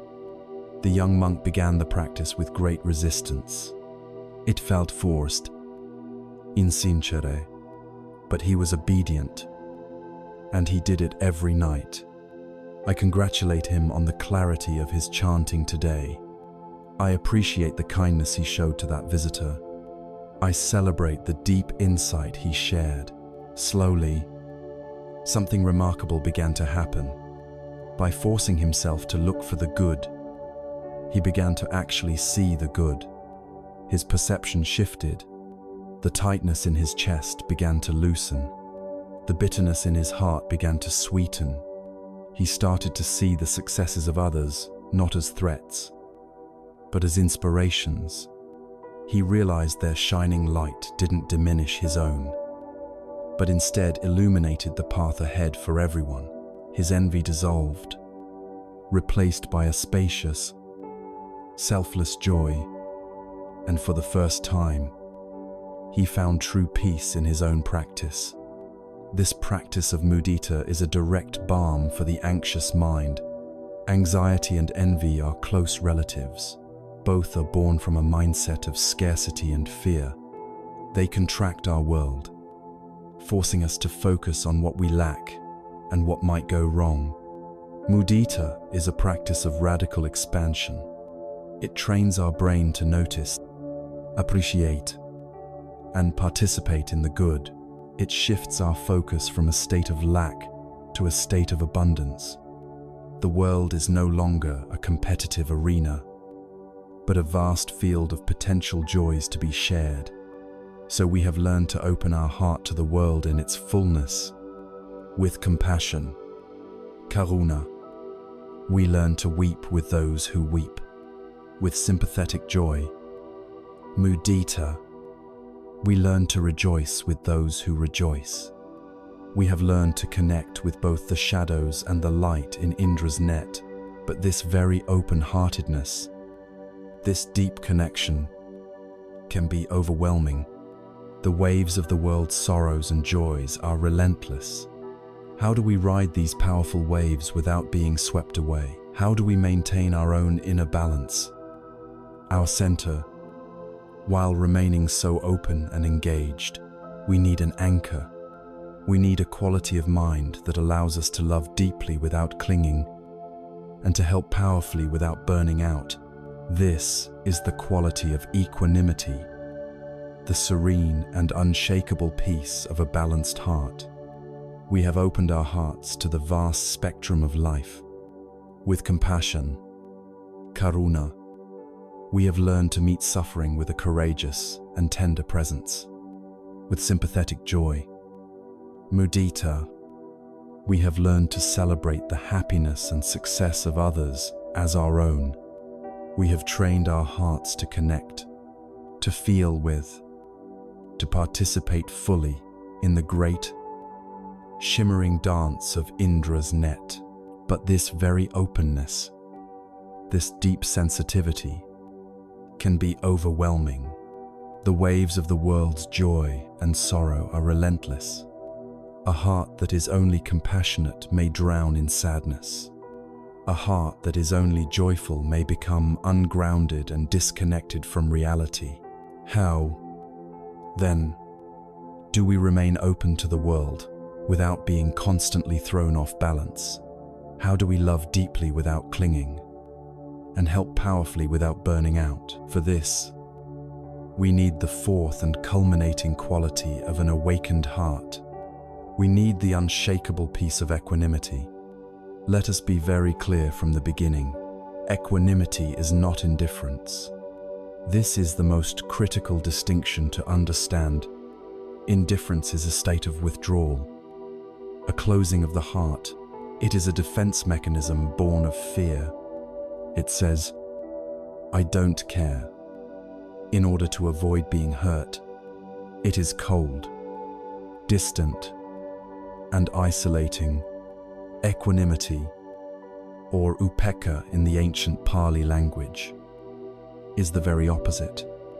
It is the heart at its most open, its most vast and fearless. It is a state of profound care that is so spacious and strong that it can hold everything, the pleasant and the painful, the beautiful and the terrible, without being disturbed. It is not the absence of feeling, but the presence of a deep, inner balance that feeling cannot overthrow. It is the perfect synthesis of wisdom and love. Imagine a great, ancient mountain. It stands majestic, its peak in the clouds and its roots deep in the earth. The mountain experiences all kinds of weather. The warm sun of a summer's day bathes its slopes, and it does not cling to the warmth, knowing it will pass. Fierce storms lash it with wind and rain, and it does not resist the storm, knowing it too will pass. Mists swirl around its peak, and clouds drift by. The mountain allows it all to happen. It is intimately connected to the weather, yet its fundamental stability, its deep, quiet dignity, remains unshaken. The mind of equanimity is like this mountain. Life constantly brings us weather, in the form of what the Buddha called the 8 worldly winds. They come in 4 pairs of opposites: pleasure and pain, gain and loss, praise and blame, and fame and disrepute. A mind without equanimity is like a leaf tossed about by these winds. When the wind of praise blows, we are lifted high. When the wind of blame follows, we are dashed to the ground. We spend our lives anxiously chasing the winds of pleasure, gain, and fame, while desperately trying to run from the winds of pain, loss, and disrepute. This is a futile, exhausting game, and it is the very source of our anxiety. To practice equanimity is to cultivate the stability of the mountain, to be able to feel the winds blow without being uprooted by them. This profound stability is born from one deep, experiential insight, the wisdom of impermanence. The mountain is stable because it is grounded in the reality of the earth. The mind is stable when it is grounded in the reality of how things are, and the fundamental reality of all our experiences is that they are constantly changing. The pleasure you feel right now will not last forever. The pain you are avoiding will also not last forever. The praise of others is fleeting. The blame of others is also fleeting. When we know this, not just as an idea, but as a deep, felt truth in our bones, we stop clinging so tightly to the pleasant and pushing away so fiercely at the unpleasant. In this release, in this letting go of our war with reality, we discover a profound peace. There is a classic Zen story that perfectly illustrates this unshakable quality. In a village in Japan lived a respected Zen master. One day, a beautiful young girl from the village was discovered to be pregnant. Her angry parents demanded to know who the father was. In her fear and shame, the girl named the Zen master. The parents, enraged, stormed to the master's simple hut. They screamed at him, accused him of being a hypocrite, and reviled his name throughout the village. His reputation, built over a lifetime, was destroyed in an instant. The master listened to their tirade calmly, and when they were finished, he simply said, "Is that so?" When the child was born, the parents brought the baby and thrust it into his arms, saying, "You are the father, you take care of it." The master accepted the child without protest. He found a wet nurse in the village and cared for the infant with tenderness and love. For a year, he endured the scorn and contempt of the entire community. Then, the young mother, her conscience unable to bear the guilt any longer, confessed the truth to her parents. The real father was a young man who worked at the fish market. The parents were horrified. They immediately rushed back to the master's hut, bowing low, apologizing profusely, explaining what had happened and begging for his forgiveness so they could take the child back. The master listened to them patiently. As he gently handed the baby back, he said only, "Is that so?" This is the sound of equanimity. It is not indifference. He cared for the baby with immense compassion. It is the sound of a mind that is not hooked. His inner peace was not dependent on praise or blame, fame or disgrace. His jewel in Indra's net was able to reflect the changing circumstances, the accusations and the apologies, without being stained or disturbed by them. It shone with its own steady, internal light. This balanced, spacious quality is what makes our compassion sustainable. Compassion without equanimity can easily lead to burnout. If we absorb all the suffering of the world without this spacious container, we will be crushed by it. Equanimity is the loving spaciousness that allows us to be with immense pain without being consumed by it. It is the steady hand of the surgeon, the calm presence of the firefighter, the open heart of the therapist that can listen to trauma without becoming traumatized. It is what makes our love for the world not a fragile, fleeting emotion, but a deep, enduring, and effective force for good. For the anxious mind, which is a mind in a state of profound imbalance, Equanimity is the ultimate sanctuary. Anxiety is the experience of being constantly buffeted by the winds of what if. Equanimity is the discovery of a quiet center, a place of refuge within ourselves that is always calm, no matter what storm is raging on the surface. It is the realization that we are the mountain, not the fleeting weather. By learning to rest in this inner spaciousness, we can watch our anxious thoughts and feelings arise and pass away without getting swept up in their drama. We find a peace that does not depend on the world outside being perfect. We have now explored the 4 great chambers of the awakened heart, the radiant warmth of loving kindness, the tender trembling of compassion, the selfless delight of sympathetic joy, and the vast, unshakable peace of equanimity. These are the qualities of our true nature. They are the magnificent destination of our journey. But how do we find the key to unlock these doors in our daily life? Especially in the heat of a difficult moment, we need a simple, reliable, and ever-present tool. We need an anchor that can tether us to the present moment, where these qualities naturally reside. We need a way to come home, again and again, to this calm and loving center. That anchor, that homecoming, is as close, as constant, and as vital as our very own breath. We have explored the magnificent chambers of the awakened heart, the sublime states of compassion, joy, and equanimity. They can feel like beautiful, sunlit rooms in a grand palace. Yet, when we are lost in a storm of anxiety, the doors to these rooms can seem locked and the keys misplaced. We need a way to find our way back home. A simple, reliable tool that can guide us out of the turbulent weather of the mind and into the calm, spacious center of our being. That tool is not something you need to acquire. You already possess it.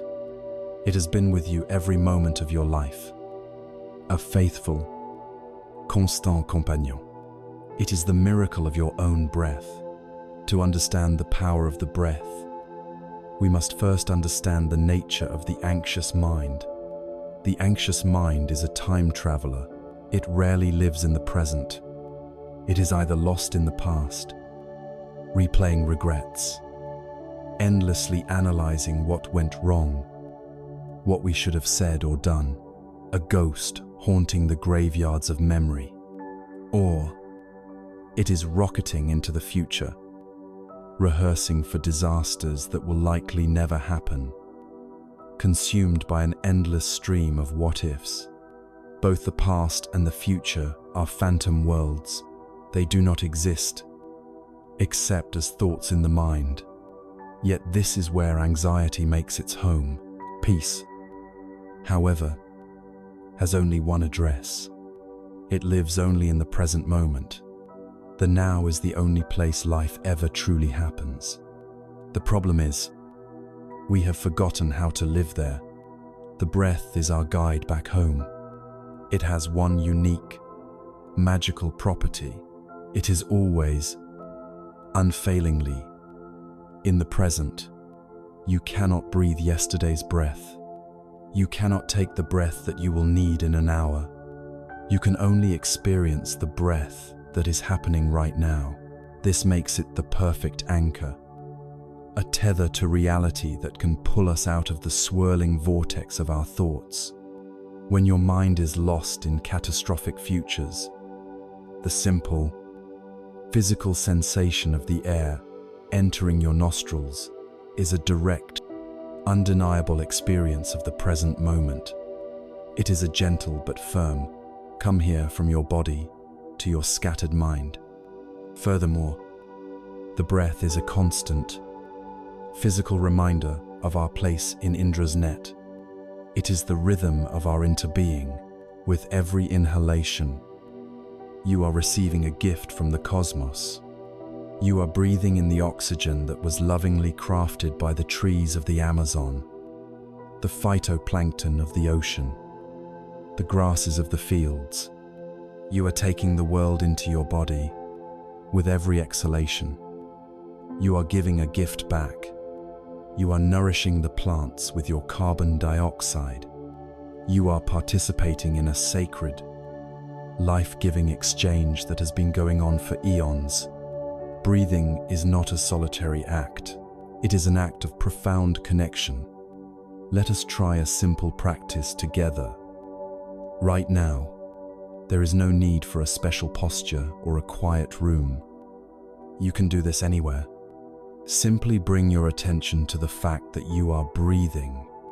You might choose to rest your awareness on the sensation of the air entering and leaving your nostrils, noticing the slight coolness of the in-breath and the warmth of the out-breath. Or you might prefer to rest your attention on the gentle rise and fall of your abdomen or chest. The location doesn't matter. The key is to simply feel the physical sensation. You do not need to control the breath, change it, or improve it in any way. Let the body breathe all by itself. Your only job is to be the gentle, curious witness to this natural rhythm. Inevitably, your mind will wander. A thought will arise, a memory, a plan, a worry. This is not a mistake. It is not a failure.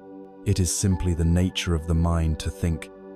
The practice is not to have an empty mind, but to notice when the mind has wandered. The moment you notice you are lost in thought, you are already back. And then, with the gentleness you might use to guide a lost puppy back home, you simply, kindly, return your attention to the sensation of the next breath.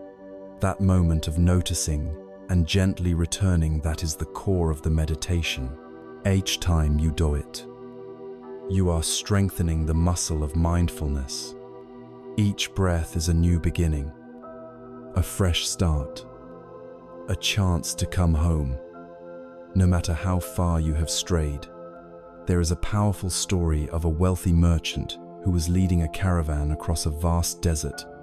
A terrible sandstorm arose, and in the chaos, he was separated from his companions, his camels, his food, and his water.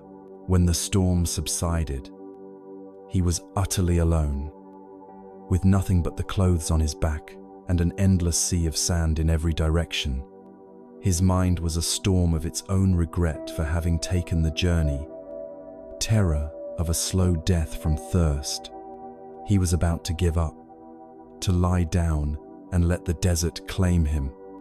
In that moment of total despair, as he gasped for air, he felt something. He felt the hot, sandy air moving in and out of his nostrils. In his state of absolute destitution, he realized he had one possession left: his breath. This one simple sensation became his life raft. He decided to focus all of his remaining energy on just feeling it. The in-breath, the out-breath. He let go of the past. He let go of the future. He poured his entire being into the reality of this one breath, and then the next. As he did this, the storm of his mind began to quiet. The panic subsided. With a calmer mind, his body began to recover a little strength. He was able to stand, to look at the sun, to discern a direction, and to begin to walk. He was eventually found, near death, but alive. He was saved not because he found an oasis, but because he found the anchor of his own breath in the desert of his despair. This is the power we all possess. The breath is our portable sanctuary, our emergency brake for the runaway train of anxious thinking. In any moment of overwhelm, you can come back to this simple, physical reality. It is a way of dropping below the turbulent surface of your thoughts into the quiet depths of your being. It is the most reliable friend you have. Always present, always waiting patiently for you to pay attention. It asks nothing of you, yet offers you everything, the gift of the present moment. Now that we have discovered this anchor, this tool for returning to the calm center of our being, a new possibility opens up. We have used the breath to find stillness on the meditation cushion. But what if we could bring this same quality of quiet, present moment attention into the rest of our lives? What if the simple act of drinking a cup of tea, of washing the dishes, of walking down the street, could become a meditation in itself? Let us now explore how to take the magic of the breath and infuse it into the fabric of our everyday lives. We have found our anchor in the simple, rhythmic, and ever-present reality of our own breath. We have discovered a refuge, a way to come home to the present moment whenever we feel lost in the storms of thought. But the purpose of an anchor is not for the ship to remain forever in the harbor. The purpose of the anchor is to provide stability so the ship can safely navigate the great ocean of life. The goal of our practice is not to create a temporary escape from our lives, but to learn how to bring the peace and presence of that refuge into every single moment of our lives. For most of us, our life is a constant state of waiting to live. We are always trying to get through the present moment in order to arrive at a better, more peaceful future moment. We drink our morning coffee while already planning our commute. We endure the commute while thinking about the mountain of emails waiting for us. We rush through our work, dreaming of the moment we can get home. Once home, we hurry through dinner and chores so we can finally collapse on the sofa and relax. But even then, our mind is often somewhere else, worrying about the next day. We live in a perpetual state of transit, never truly arriving where we are. The great tragedy of this way of living is that our entire life becomes a dress rehearsal for a future performance that never happens. We are always preparing to live, but never actually living.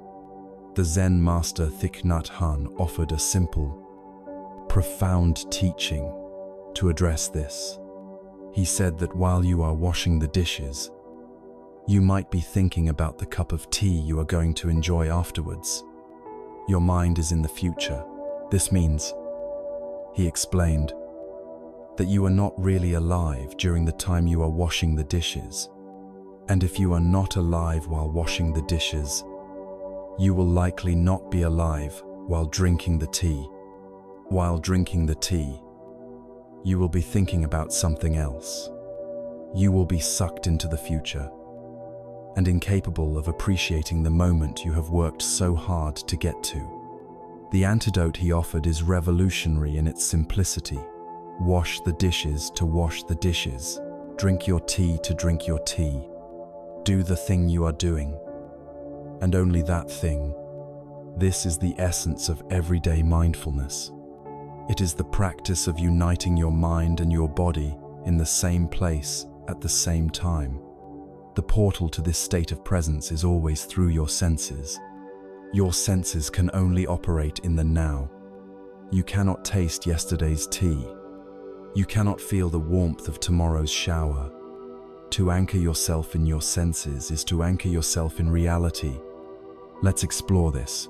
The next time you drink a cup of coffee or tea, try treating it as a meditation. Before you take a sip, simply hold the cup. Feel its weight in your hands. Notice its warmth radiating into your palms. Look at the color of the liquid, the steam rising from its surface. Now, bring it to your nose and inhale the aroma. Let it be the only thing in your universe for a moment. Then, take a sip. Don't just swallow it. Let the liquid rest in your mouth for a moment and truly taste it. Notice all the complex flavors. Feel its warmth as it goes down. In these simple moments, you are not just drinking tea, you are fully alive. You can apply this to any activity. When you are washing the dishes, feel the warm water on your skin. See the beautiful, iridescent colors in the soap bubbles. Hear the sound of the water and the gentle clink of the plates. Treat each dish as if it were the most sacred object in the world. When you are walking, feel the solid ground beneath your feet. Notice the subtle shift of weight from your heel to your toe. Feel the air on your skin. See the light and shadows around you. You are not just walking to get to a destination. The walking itself is the destination. Each step is an arrival. There is a classic story that captures this wisdom perfectly. A young, eager student went to a renowned Zen master and asked him, "Master, what was your life like before you attained enlightenment?" The master smiled and replied, "Chop wood, carry water." The student was a bit confused, thinking that enlightenment must involve some grand, mystical experiences. So he asked, "And what is your life like now?" "Master, after you have achieved enlightenment," the master smiled again and said, "Chop wood, carry water." The student was perplexed. "What is the difference then?" the master explained. "Before enlightenment, when I chopped wood, I was thinking about carrying water. And when I carried water, I was thinking about what to cook for dinner. After enlightenment, when I chop wood, I just chop wood. When I carry water, I just carry water." This is the secret.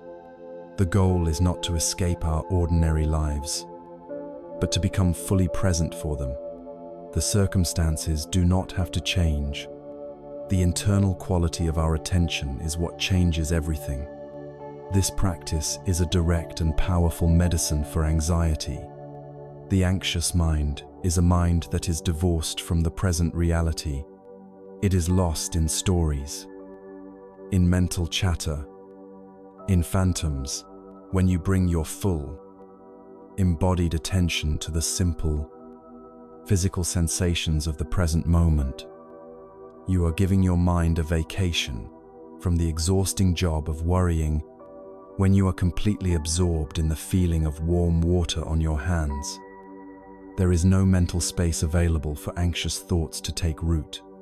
You are discovering, through direct experience, that peace is not found in some future, idealized destination.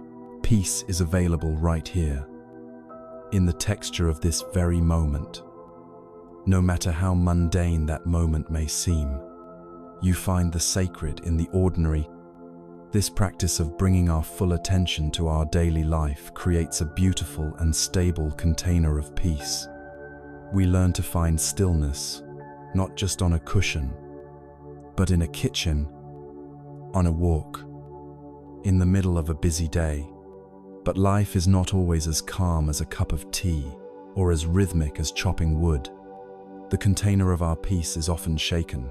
A sudden wave of intense emotion can arise, seemingly out of nowhere, and threaten to capsize our vessel. What happens when the peace of the present moment is disturbed by a storm of anger? What do we do when a fog of fear descends? How can we apply this same mindful presence, not just to a teacup, but to the tempests within our own heart? Let us now turn to face these powerful energies with courage and wisdom. We have learned to bring a gentle, mindful presence to the simple acts of our day, finding peace in the rhythm of our own life. We have created a quiet harbor in the present moment, anchored by our breath. But life, in its boundless energy, does not always leave our harbor calm. Sometimes, with little warning, a storm erupts from within. A sudden, hot flush of anger at an injustice, a cold, paralyzing wave of fear in the face of uncertainty, a deep tremor of grief from an old wound. What do we do then? How can we apply our mindfulness when the present moment itself is a tempest? Our usual response to these powerful emotional storms follows one of two familiar and ultimately unhelpful paths. The first path is suppression. We pretend the storm isn't happening. We grit our teeth, push the anger down, tell ourselves we are fine, and distract ourselves. We try to hold a massive beach ball underwater. It takes immense energy, and it creates a toxic, pressurized state within us. The anger doesn't vanish. It curdles into resentment, depression, or passive aggression, eventually exploding at an unexpected time. The second path is uncontrolled expression. We become the storm. We throw gasoline on the fire, lashing out with harsh words, slamming doors, consumed by the raw energy of our rage. This path causes immense harm to the other jewels in the net, and it deepens the groove of anger within our own mind, making it easier to fall into that state again and again. Both paths lead only to more suffering. The Buddhist path of mindfulness offers a third way, a middle path. It is not a path of suppression or of uncontrolled expression. It is a path of courageous and compassionate embrace. It is the art of learning to be with the fire without getting burned. It begins with the simple, non-judgmental recognition of what is present. The moment anger arises, instead of fighting it or becoming it, we can learn to take a step back in our mind and say, "Ah, I see you. The energy of anger is here." The great Zen master Thich Nhat Hanh taught a beautiful and profound way to practice this. He encouraged us to treat our anger like a crying baby. When a newborn baby begins to cry, a good mother does not get angry at the baby. She does not yell at it to be quiet, nor does she lock it in another room to ignore it. To do so would be cruel. Instead, her instinct is to immediately go to the baby, pick it up gently, and hold it in her arms. The first and most important act is to simply embrace the baby. So it is with our anger, our fear, our sorrow. These are our inner children, crying out for our attention. The practice, then, is to mentally pick up the emotion. We use the energy of our mindfulness, anchored in our breath, to gently hold the feeling. We can say to ourselves, breathing in, "I know that anger is here." Breathing out, "I will hold my anger like a beloved child." We don't analyze it, judge it, or try to make it go away. We just hold it. We embrace it with the non-judgmental warmth of our mindful attention.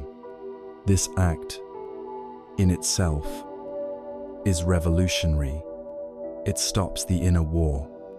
You are no longer fighting a part of yourself. You are bringing care to a part of yourself that is in pain. After a mother holds her crying baby for a while, rocking it gently, the baby's cries begin to subside. The simple act of being held and acknowledged is profoundly soothing. So it is with our emotions. Once we have held our anger or fear in the embrace of our mindfulness for a few conscious breaths, its raw, overwhelming energy begins to calm down. It is only then, when the storm has lost some of its force, that the mother can look more deeply to see what the baby needs. Is it hungry? Is its diaper wet? Is it scared? Similarly, once our emotion has calmed a little, we can look deeply into its nature. We can ask our anger, "My dear anger, why are you here? What are you trying to tell me? What is the hurt that lies beneath your fiery surface? When we look with this compassionate curiosity, we almost always find that anger is a secondary emotion. It is a protective shield, a loud guard dog barking to protect something more vulnerable. Beneath the anger, we might find deep hurt from a perceived betrayal. We might find fear for our safety or the safety of a loved one. We might find a feeling of profound powerlessness in the face of injustice. When we see this deeper root, our relationship with the emotion transforms. We are no longer dealing with a monster called anger. We are tending to a wound called hurt, or a frightened child called fear. This understanding is the beginning of true transformation. There is a story of a man who, for some reason, was filled with rage toward the Buddha. He came before the Buddha and his disciples and unleashed a torrent of the most vile and hateful insults imaginable. The Buddha did not react. He sat in perfect silence and equanimity, simply receiving the man's words without resistance. When the man finally ran out of energy and fell silent, the Buddha spoke softly. He asked, "My friend, if you prepare a gift for someone and you offer it to them, but they do not accept it, to whom does that gift then belong?" The man, surprised by the question, thought for a moment and replied, "Well, it would still belong to me." The Buddha nodded and said, "Exactly so. You have offered me a gift of your anger and your insults. I do not accept your gift." This is the ultimate practice of non-reactivity. The Buddha understood that the man's anger was his own creation, his own suffering. By not reacting, by not accepting the gift, the Buddha did not allow the other man's poison to enter his own system. This is what mindfulness allows us to do. We can witness the arising of our own anger, or the anger directed at us from another, and we can choose not to pick it up, not to identify with it. We see it for what it is, a dependently arisen energy, a storm that will pass if we do not feed it with our reactivity. This practice of embracing our difficult emotions is central to healing anxiety. Anxiety is often a fear of fear itself. We are afraid of the sensations of a panic attack, afraid of the stories our worried mind tells. By learning to turn toward these feelings with the gentle embrace of a mother holding a child, we break the cycle of fear. We learn, through direct experience, that we can survive the storm. We discover that our awareness is larger than any emotion. Our heart is a home big enough for every feeling, even the most difficult ones. In Indra's net, our inner turmoil creates ripples of agitation. When we learn to tenderly care for our own inner storms, we send out ripples of peace, stability, and courage to the entire web. We have learned a way to be with our most difficult and painful inner states, not by fighting them, but by holding them with the transformative power of mindful compassion. But what if these states are more than just problems to be managed? What if the dark, messy mud of our suffering, our anger, our fear, our grief is not an obstacle to our growth, but is, in fact, the very soil required for our most beautiful flowers of wisdom and compassion to bloom? Let us now explore the profound alchemy of turning this mud into a lotus.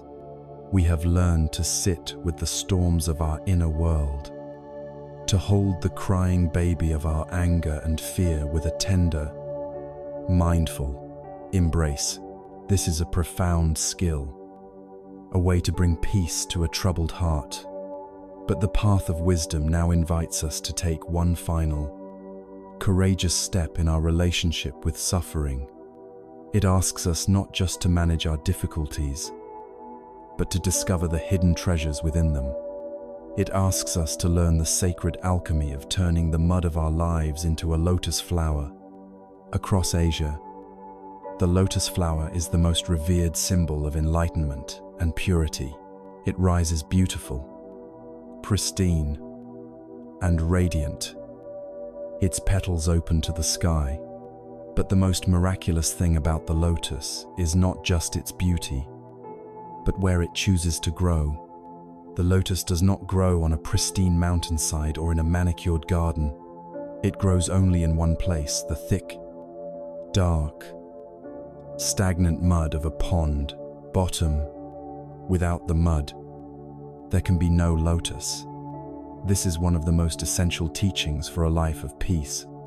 We all want the lotus flower of happiness, wisdom, and clarity, but we spend most of our lives trying to avoid, deny, or destroy the mud of our own suffering, our failures, our heartbreaks, or disappointment, our anxiety. We have declared war on the very soil that is necessary for our own blossoming. The truth is simple and profound. No mud, no lotus. This is not a poetic platitude. It is a deep, practical truth. Our suffering, when met with courage and awareness, becomes the very nutrient that feeds our wisdom and compassion. Think of the most compassionate people you know. Are they the ones who have lived a life of sheltered ease? Or are they the ones who have known deep suffering themselves? You can read 1,000 books about grief, but you will only learn its language when your own heart has been broken. You can hear endless stories of fear, but you will only understand its grip when you have trembled in the dark yourself. Our own suffering is the bridge that connects our heart to the heart of all other beings. It is what allows us to look at another's pain and say with absolute sincerity, I understand. The mud of our personal pain is what fertilizes the flower of our universal compassion. Nature teaches us this alchemy everywhere.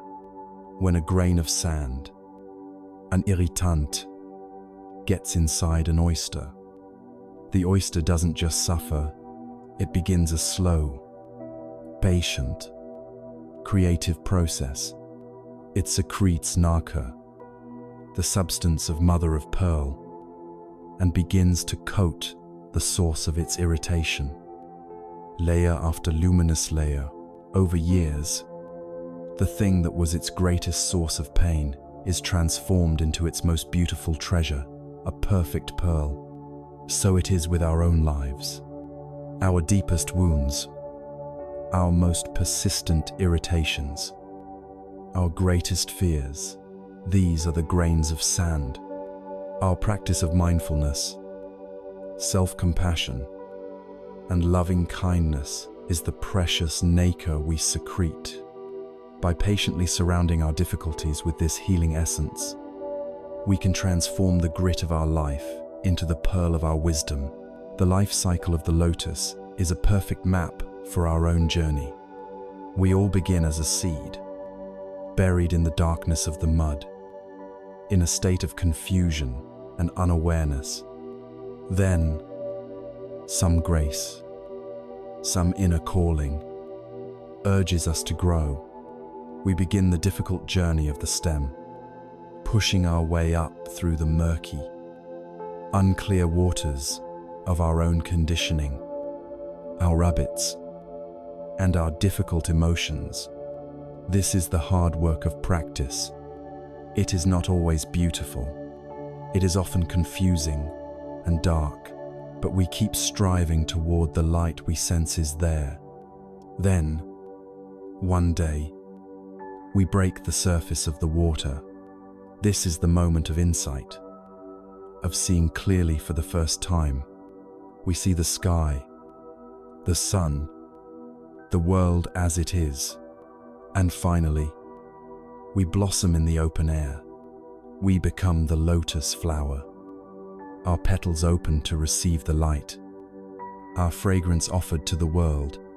But notice the most important part of this image. The lotus flower, in all its glory, is not separate from the mud.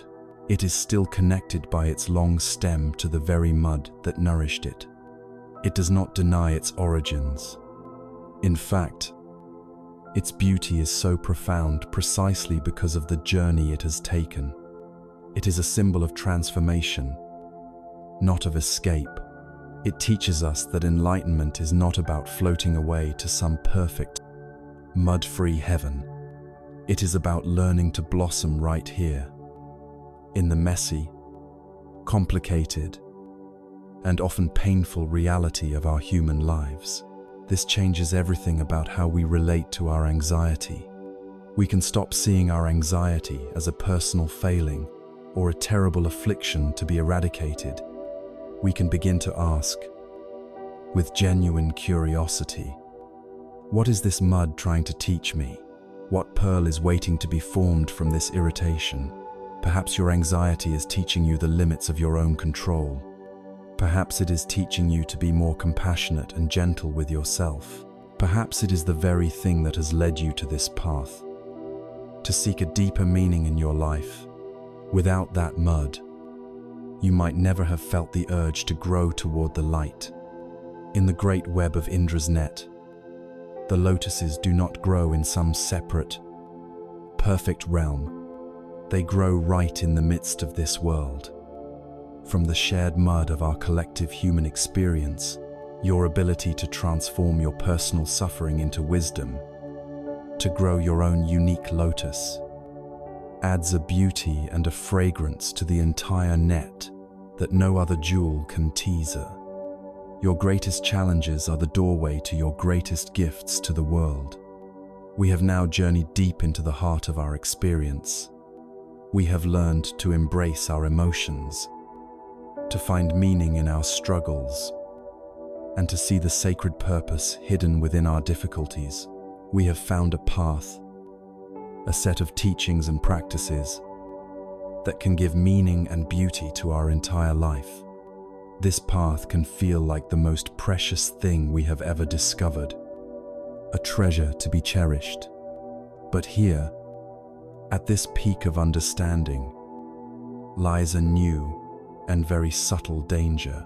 What happens when we become attached to the path itself? What is the risk of clinging to these beautiful teachings as yet another possession, another part of our identity? What happens when we mistake the map for the territory, or the finger pointing at the moon for the moon itself?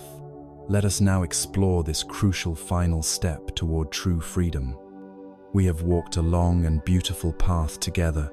We have learned to see the interconnectedness of all life in Indra's net, to embrace our emotions with compassion, and to find the hidden wisdom in our suffering. Like a lotus in the mud, this path, these teachings, can feel like a lifeline, a source of immense comfort, clarity, and meaning in a confusing world.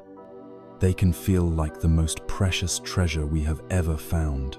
And it is precisely here, at this moment of discovering something so valuable, that we face one of the most subtle and profound traps on the spiritual journey, the trap of clinging to the path itself. To illuminate this danger, the Buddha offered one of his most famous and practical parables. He asked his followers to imagine a person on a difficult journey. This person comes to the edge of a great and dangerous body of water. The shore they are on is filled with peril, anxiety, and confusion. This represents our ordinary state of suffering. The far shore is safe, peaceful, and secure. This represents liberation or enlightenment. There is no bridge and no ferry. The person, being resourceful and intelligent, gathers together grass, twigs, branches, and vines. Laboriously, they bind them all together to construct a simple raft. Using this raft, They are able to paddle safely and with great effort across the dangerous water to the safety of the far shore. The Buddha then posed the crucial question now.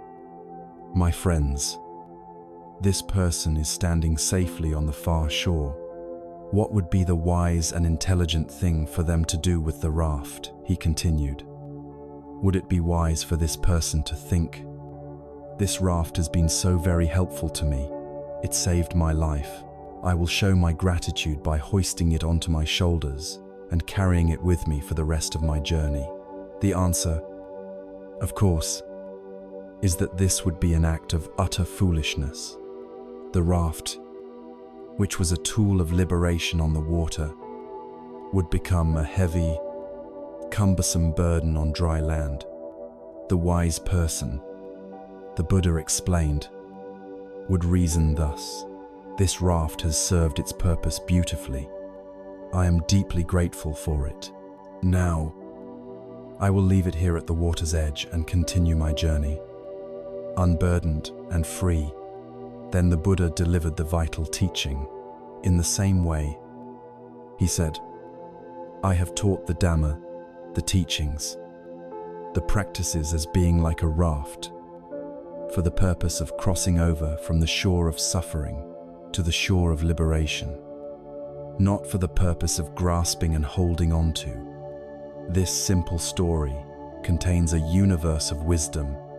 The raft is everything we have been discussing. It is the practice of mindfulness, the concepts of interbeing and karma, the Four Noble Truths, the Eightfold Path. It is every book you read, every video you watch, every technique you learn. These are invaluable, essential tools. Without the raft, we would be stuck on the shore of suffering. But we must never forget that they are tools, means to an end. The purpose of the raft is to set us free, and that freedom includes the freedom from the raft itself. What does it mean to carry the raft on our back? It means we start to cling to the concepts and the identity of being a spiritual person. The ego, which we have been working so hard to see through, is incredibly cunning. It can take the very tools meant to dismantle it and use them to build a new, more refined, and more impressive-looking fortress. We might begin to collect spiritual concepts like trophies. We might use our knowledge of mindfulness to subtly judge others as being less present than us. We might feel a sense of superiority because we understand concepts like no self. This is the ego simply putting on spiritual robes. It is the same old game of separation and self-importance, just with a more pious vocabulary. Another great Zen teaching illustrates this same point.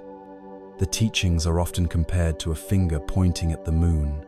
The moon represents ultimate reality, direct experience, the truth of liberation itself.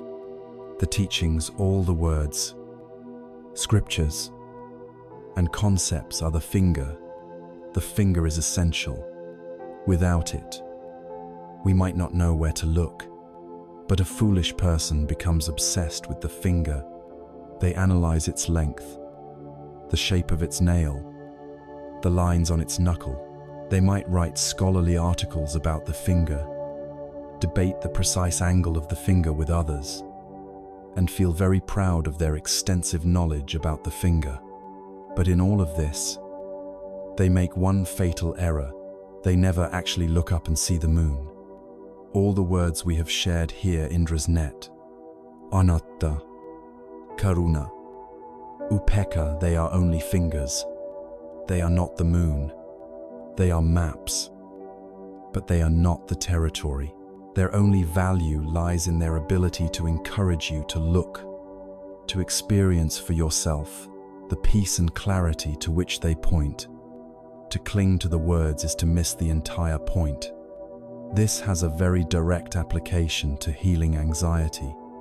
It is possible to become so attached to the identity of a person who is healing their anxiety that it becomes a new source of stress. We can get anxious about not meditating correctly, or feel guilty for not being mindful enough during a difficult day. We can turn the raft of our practice into a heavy burden of rules and expectations. The goal is not to become a perfect meditator. The goal is to become free. The practice is a tool to help us be more at ease in our own skin, not a new standard against which we must measure ourselves and find ourselves lacking. True healing lies in letting go, and this includes letting go of the need to be a perfect practitioner. So, the ultimate teaching of the raft is one of profound release. We use the tools with gratitude, but we hold them lightly. We understand that they are supports for our journey, not the destination itself. This leads to a final, subtle question about our motivation. If we are not meant to cling even to this precious raft that saves us, what does this say about our goal? If we are not meant to grasp the teachings, are we meant to grasp for enlightenment? Are we practicing in order to get a prize at the end? What if the ultimate freedom lies not in finally arriving at the other shore, but in learning to paddle without being attached to the destination? What if we could learn to plant a seed simply for the joy of planting, without desperately waiting for the fruit? Let us now explore the profound freedom found in the art of non-attainment. We have learned to hold the raft of our practice lightly, to see the teachings not as a destination, but as a vehicle for crossing over from the shore of suffering to the shore of peace. This understanding leads us to the most subtle, most profound, and most liberating inquiry on the entire spiritual path. If we are not meant to grasp the raft, are we meant to grasp for the other shore? Are we practicing meditation in order to get enlightenment? Are we being compassionate in order to achieve a higher state? Is peace a prize to be won at the end of a long and arduous struggle? Herein lies the great paradox of the inner journey. The moment you meditate in order to get peace, the part of you that is trying to get something is, by its very nature, agitated. The striving mind is a tense mind. The grasping mind is a closed mind. It is like trying to force yourself to fall asleep. The very effort you make is what keeps you awake. It is like trying to smooth the ripples on the surface of a pond by pressing them down with your hand. The very act of pressing creates more ripples. The desperate search for a future state of relaxation is what prevents us from experiencing the relaxation that is available to us right here and now. Our deep-seated habit of goal-oriented doing sabotages our ability to simply be. We imagine that enlightenment is like a graduation ceremony, a destination we arrive at after years of hard work, a trophy we can place on our mantelpiece. But this is a fundamental misunderstanding of our own nature. Peace and enlightenment are not things you acquire or achieve in the future. They are not fabricated. Rather, enlightenment is a realization. It is the discovery of what has been true all along. It is like the sun, which is always shining in the sky. Our suffering and confusion are like clouds that temporarily obscure the sun. The practice is not about creating a sun, but about allowing the clouds of our own ignorance, clinging, and aversion to dissolve, so that the ever-present sun can be revealed. Peace is not something you build. It is what remains when you stop building. This leads to a revolutionary way of practicing, a way that is infused with ease and grace. It is the art of non-attainment. This means we learn to practice for the sake of practicing itself. We sit on the meditation cushion not to get anything, but simply for the sake of sitting. We are mindful of our breath, not to achieve a special state, but because being with our breath is a beautiful way to be alive in this moment. We are kind to another person not to accumulate good karma or to be seen as a good person, but because the act of kindness, in and of itself, is a moment of joy and connection. The journey becomes the destination. Every step on the path is the arrival. This completely removes the anxiety of performance from our practice. There is no succeeding or failing. There is only doing.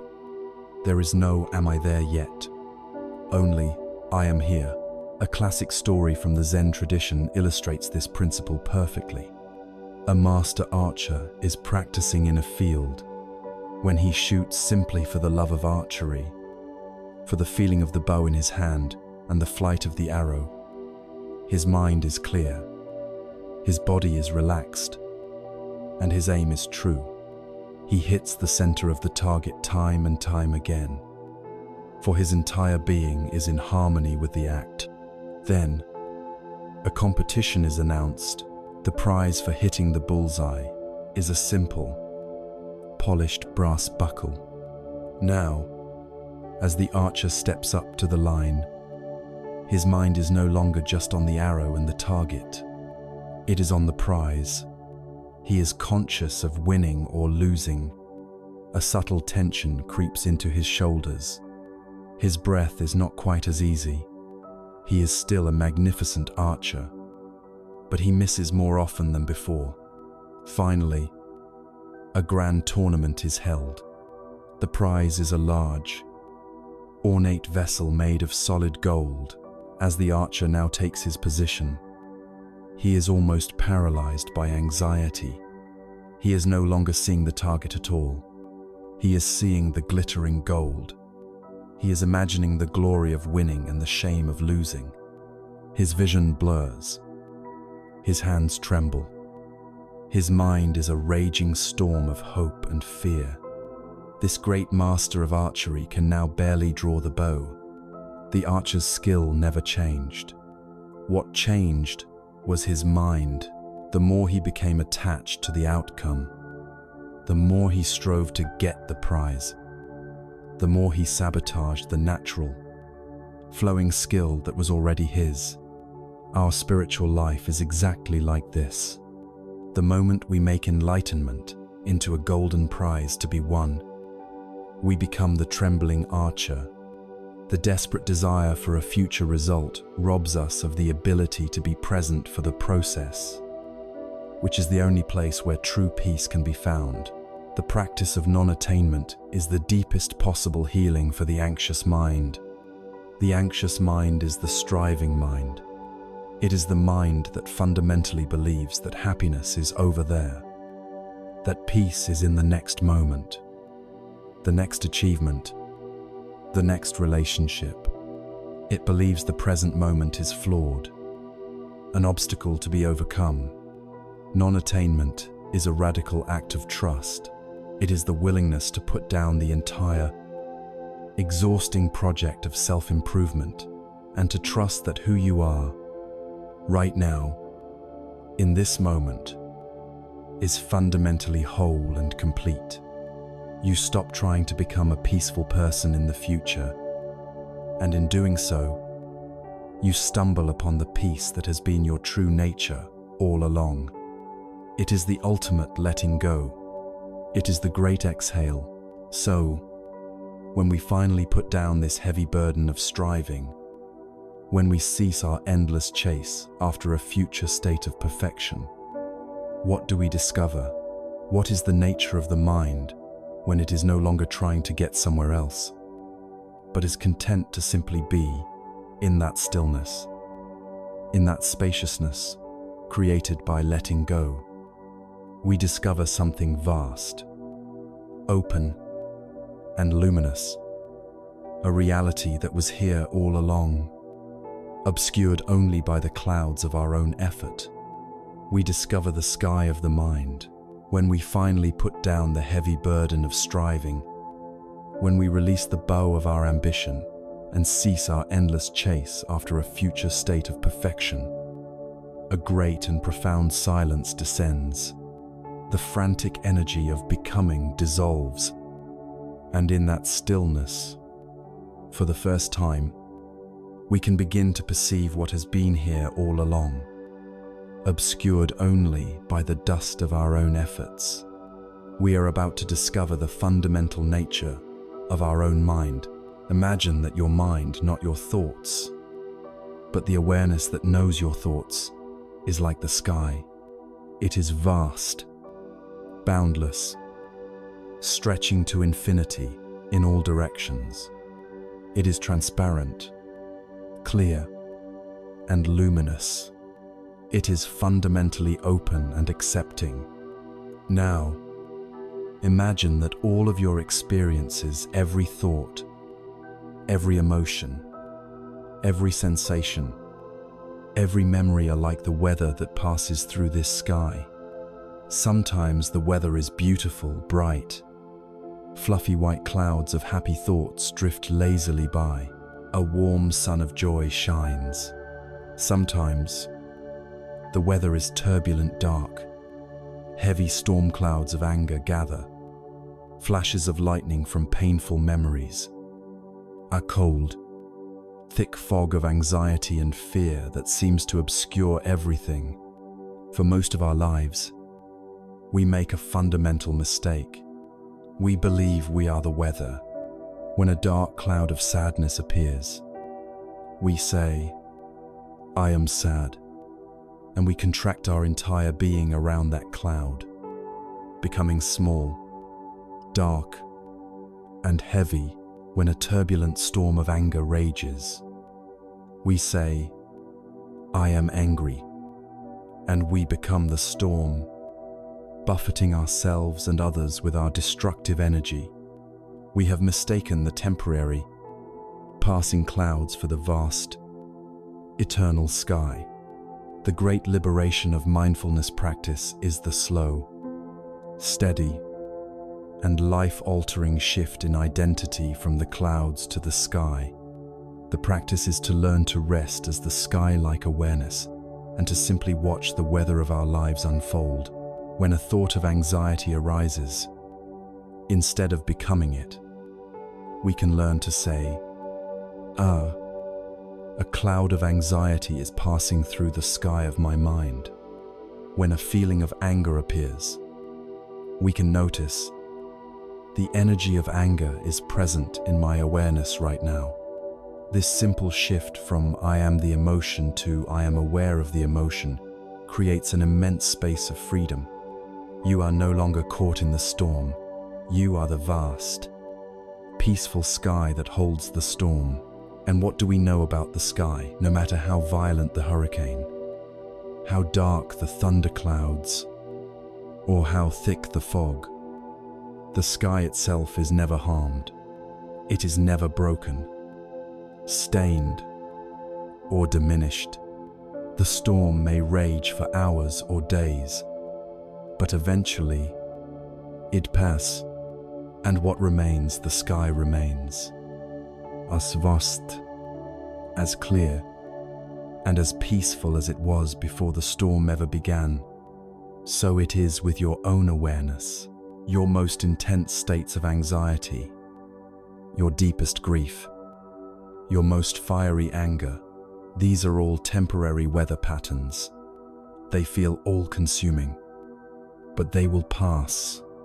Your true nature, that quiet, knowing presence that is aware of it all, is never touched by them. To know this, not just as an idea but as a lived experience, is to find an unshakable refuge in the midst of life's inevitable storms. The Mahayana Buddhist tradition speaks of this profound truth as our Tathagatagarbha, or Buddha nature. It teaches that within every single living being, without exception, there exists a seed of perfect enlightenment, a core of pure, luminous awareness that is identical to the mind of a fully awakened Buddha. It is like a magnificent golden statue, perfect and radiant, but for most of us, this golden statue has been wrapped for lifetimes in dirty, greasy rags. The rags are our confused thoughts, our greed, our hatred, our fear, and our anxiety. We have become so identified with the dirty rags that we have completely forgotten the golden statue that lies within. We believe ourselves to be nothing more than a bundle of old, smelly cloth. The spiritual path is not about creating a golden statue. It is about having the courage and patience to gently, one by one, remove the dirty rags. A beautiful story tells of a very poor man who lived his entire life in a dilapidated shack, begging for his food each day, utterly convinced of his own poverty and worthlessness. All the while, buried just inches beneath the dirt floor of his own hut, was a treasure of unimaginable wealth, chests of gold, diamonds, and precious jewels. He was already a wealthy man, but he was living in poverty because of his ignorance. One day, a wise and compassionate person with the ability to see beneath the surface came to him and told him of the great treasure that lay right under his own feet. The poor man still had to do the work of clearing away the dirt and lifting the treasure out. But the treasure itself was never something he had to earn or create. It was his birthright. This is the great, hopeful message of this path. You are not a fundamentally flawed being who needs to be fixed. You are a golden statue temporarily covered in rags. You are the sky, temporarily obscured by clouds. You are a person living in poverty, unaware of the treasure beneath your own hut. The practice is the gentle work of removing the rags, of allowing the clouds to pass, of digging away the dirt, so that the radiant, peaceful, and joyful nature that has been there all along can finally shine through. This realization is the ultimate antidote to anxiety. Anxiety is the experience of being completely identified with a dark cloud, believing that the storm is all there is. It is the feeling of being a worthless bundle of dirty rags. The practice of resting as the sky allows us to see the anxious thoughts for what they are: temporary, impersonal weather events. We don't have to fight them or fix them. We can simply create a vast, compassionate space for them to exist. And in that spacious holding, they naturally lose their power. They are like a small, dark cloud in an infinite blue sky. They cannot possibly harm the sky.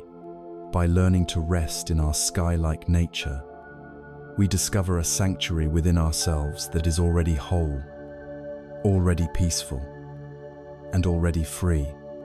So we have discovered this magnificent truth, the most hopeful news one could ever hear, that our true nature is like a vast, open sky, and within us lies a hidden treasure of pure, peaceful awareness.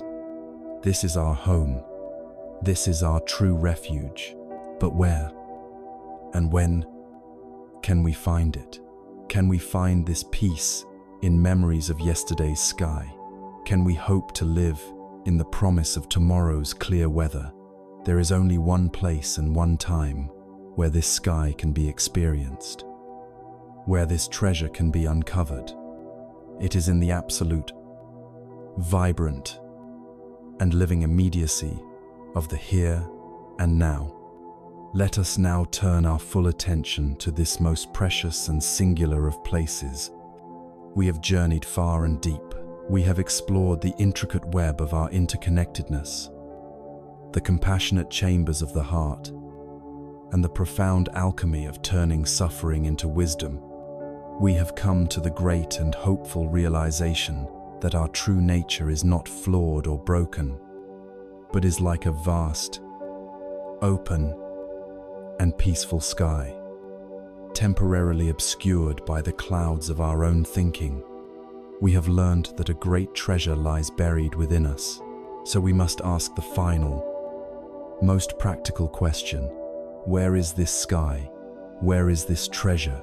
When can this peace be found? The answer is at once the most simple and the most radical truth we can ever embrace. The past is gone. It does not exist, except as an electrical trace, a memory, a story that you are retelling to yourself in this moment. The future has not yet come. It does not exist, except as a projection, a hope, a fear, a fantasy that you are creating with your thoughts in this moment. There is only one time that is real. There is only one place where life has ever happened, where you have ever been alive, and where peace can ever be found. It is here, it is now. This very moment is the only reality you will ever have. This is not just a philosophical idea. It is the great convergence point of all the teachings we have explored. Indra's net is not an abstract theory. It is the living, breathing reality of this moment. The unfathomable web of causes and conditions that have come together to create the experience of you. Reading these words, right now, the law of karma is not a future accounting system.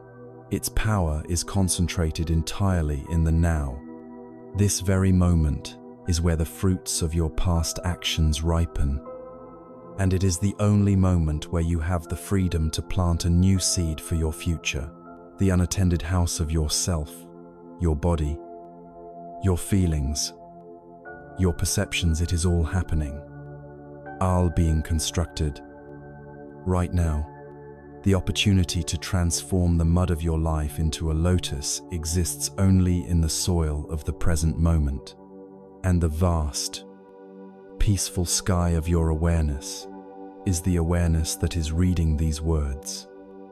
Right now, all paths, all teachings, all truths lead directly to the heart of this singular, precious, and ever-present moment.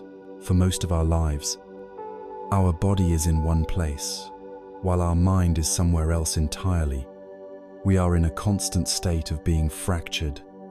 The practice of mindfulness, at its core, is the simple but profound act of inviting your mind to come back home to your body, to gently reunite them in the present moment.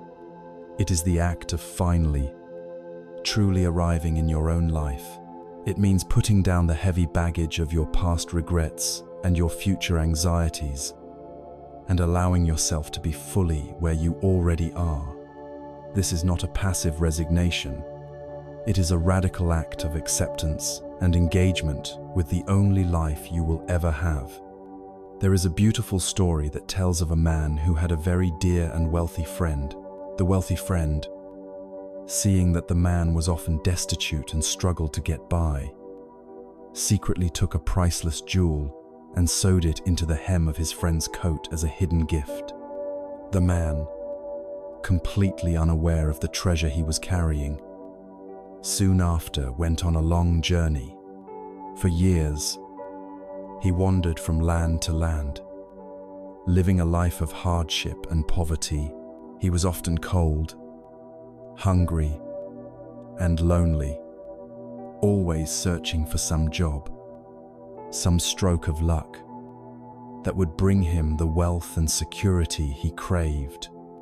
He suffered immensely, all the while carrying the source of his liberation with him every single day. Many years later, haggard and worn out from his travels, he happened to cross paths with his old, wealthy friend. The friend was shocked to see him in such a pitiful state. "My dear friend," he exclaimed, "why have you been living like this? All these years you have been suffering unnecessarily. I gave you the means to have everything you could ever want. It has been with you this entire time."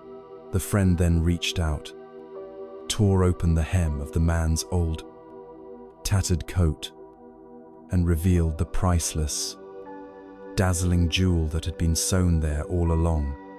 "We are all this man," And the priceless jewel is the present moment, the treasure that we seek, the peace, the joy, the freedom.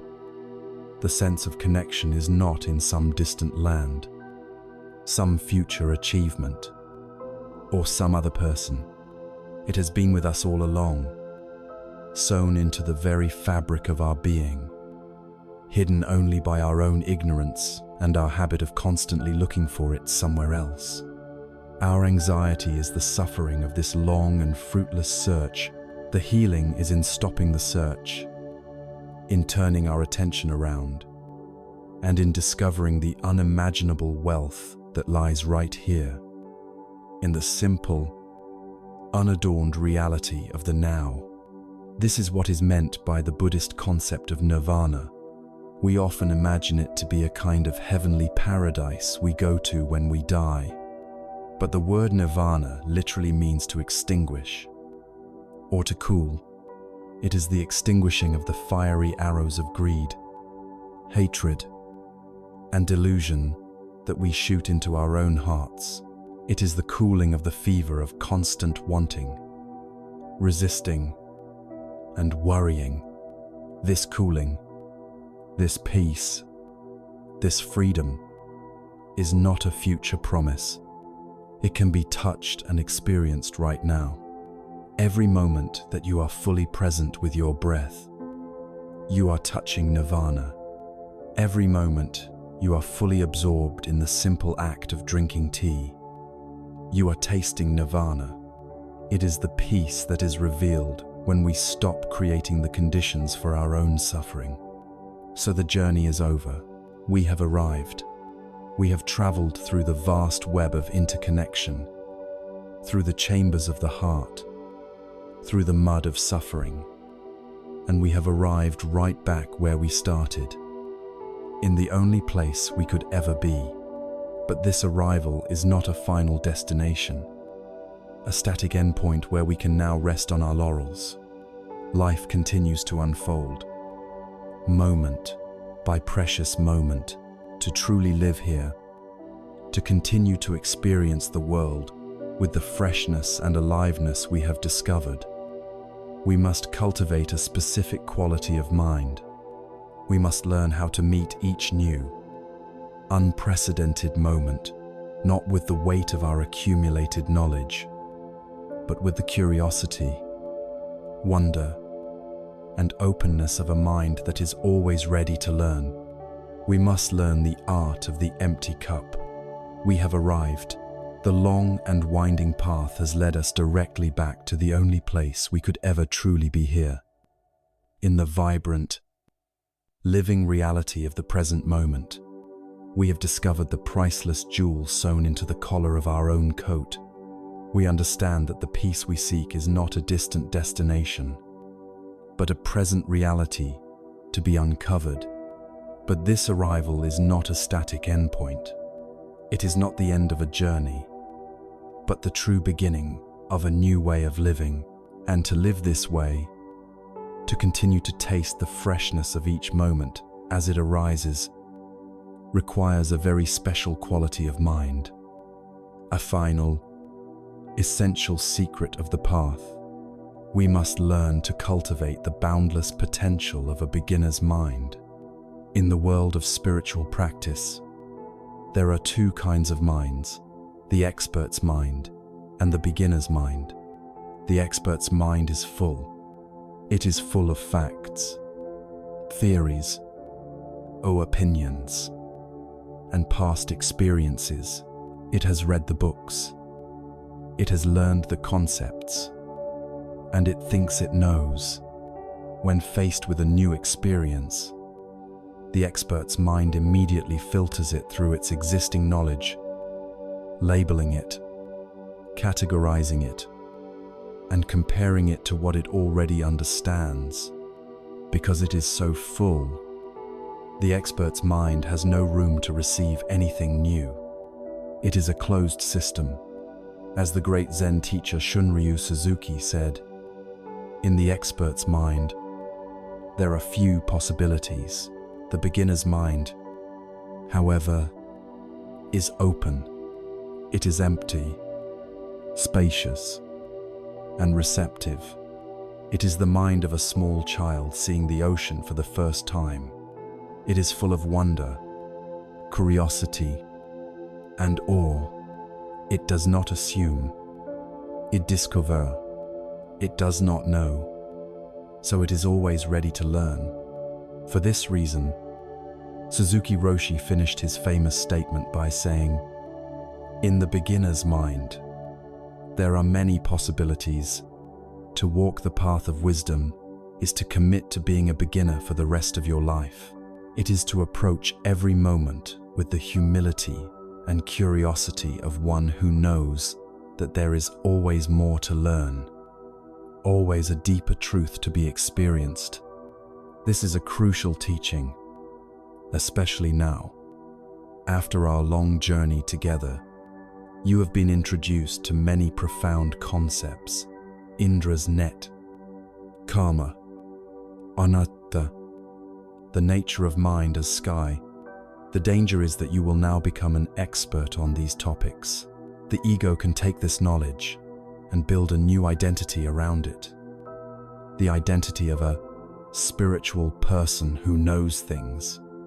This knowledge, which is meant to be a raft, can become a new cage. We must be willing to let it all go, to approach our practice each day as if we know nothing. A famous Zen story illustrates this perfectly. A very learned university professor, a renowned expert on world religions and philosophy, traveled to visit a wise old Zen master to inquire about the nature of Zen. The master welcomed him into his simple hut and offered him a cup of tea. As the master prepared the tea, the professor began to speak.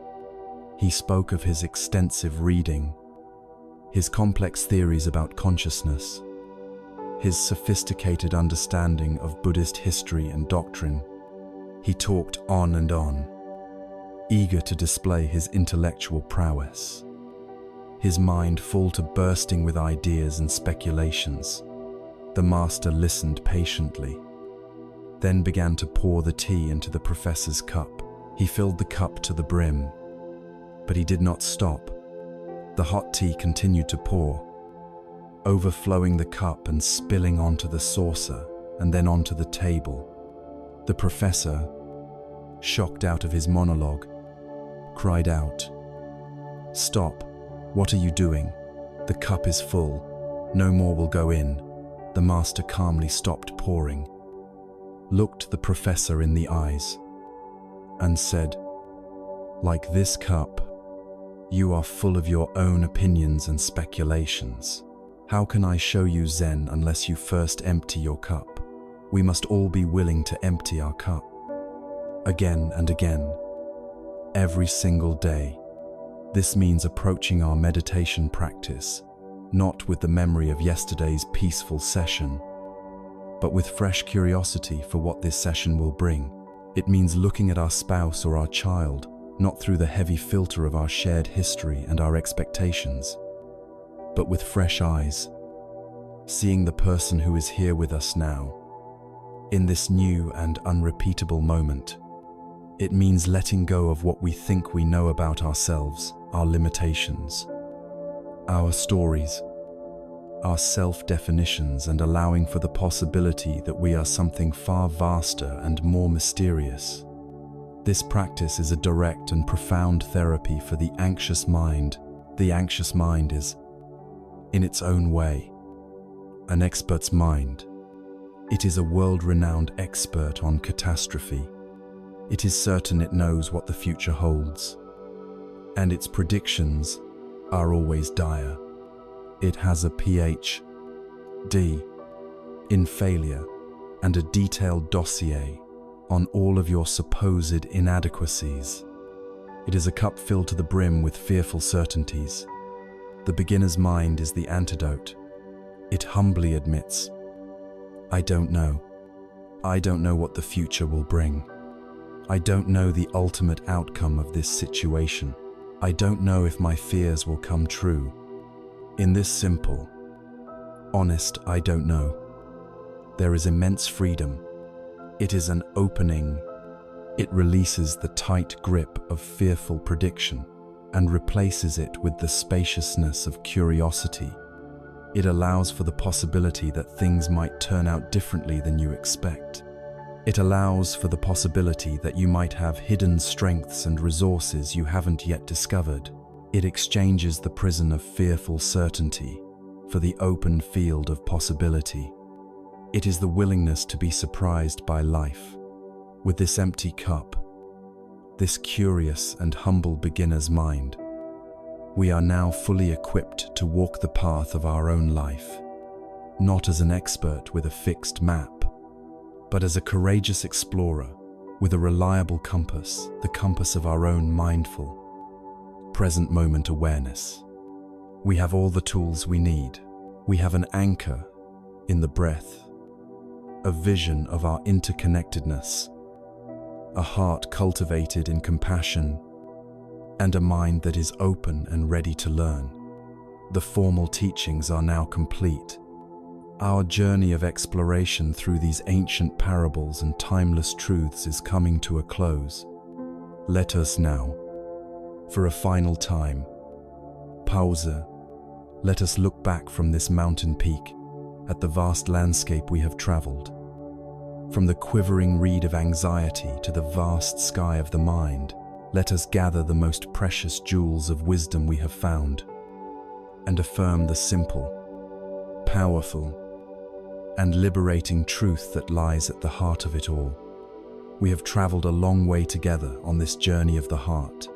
Our path began in a familiar place, with the feeling of a solitary, quivering reed in the wind, trembling with an anxiety born from the illusion that we were a small, separate self, fighting a lonely battle against a vast and unpredictable world.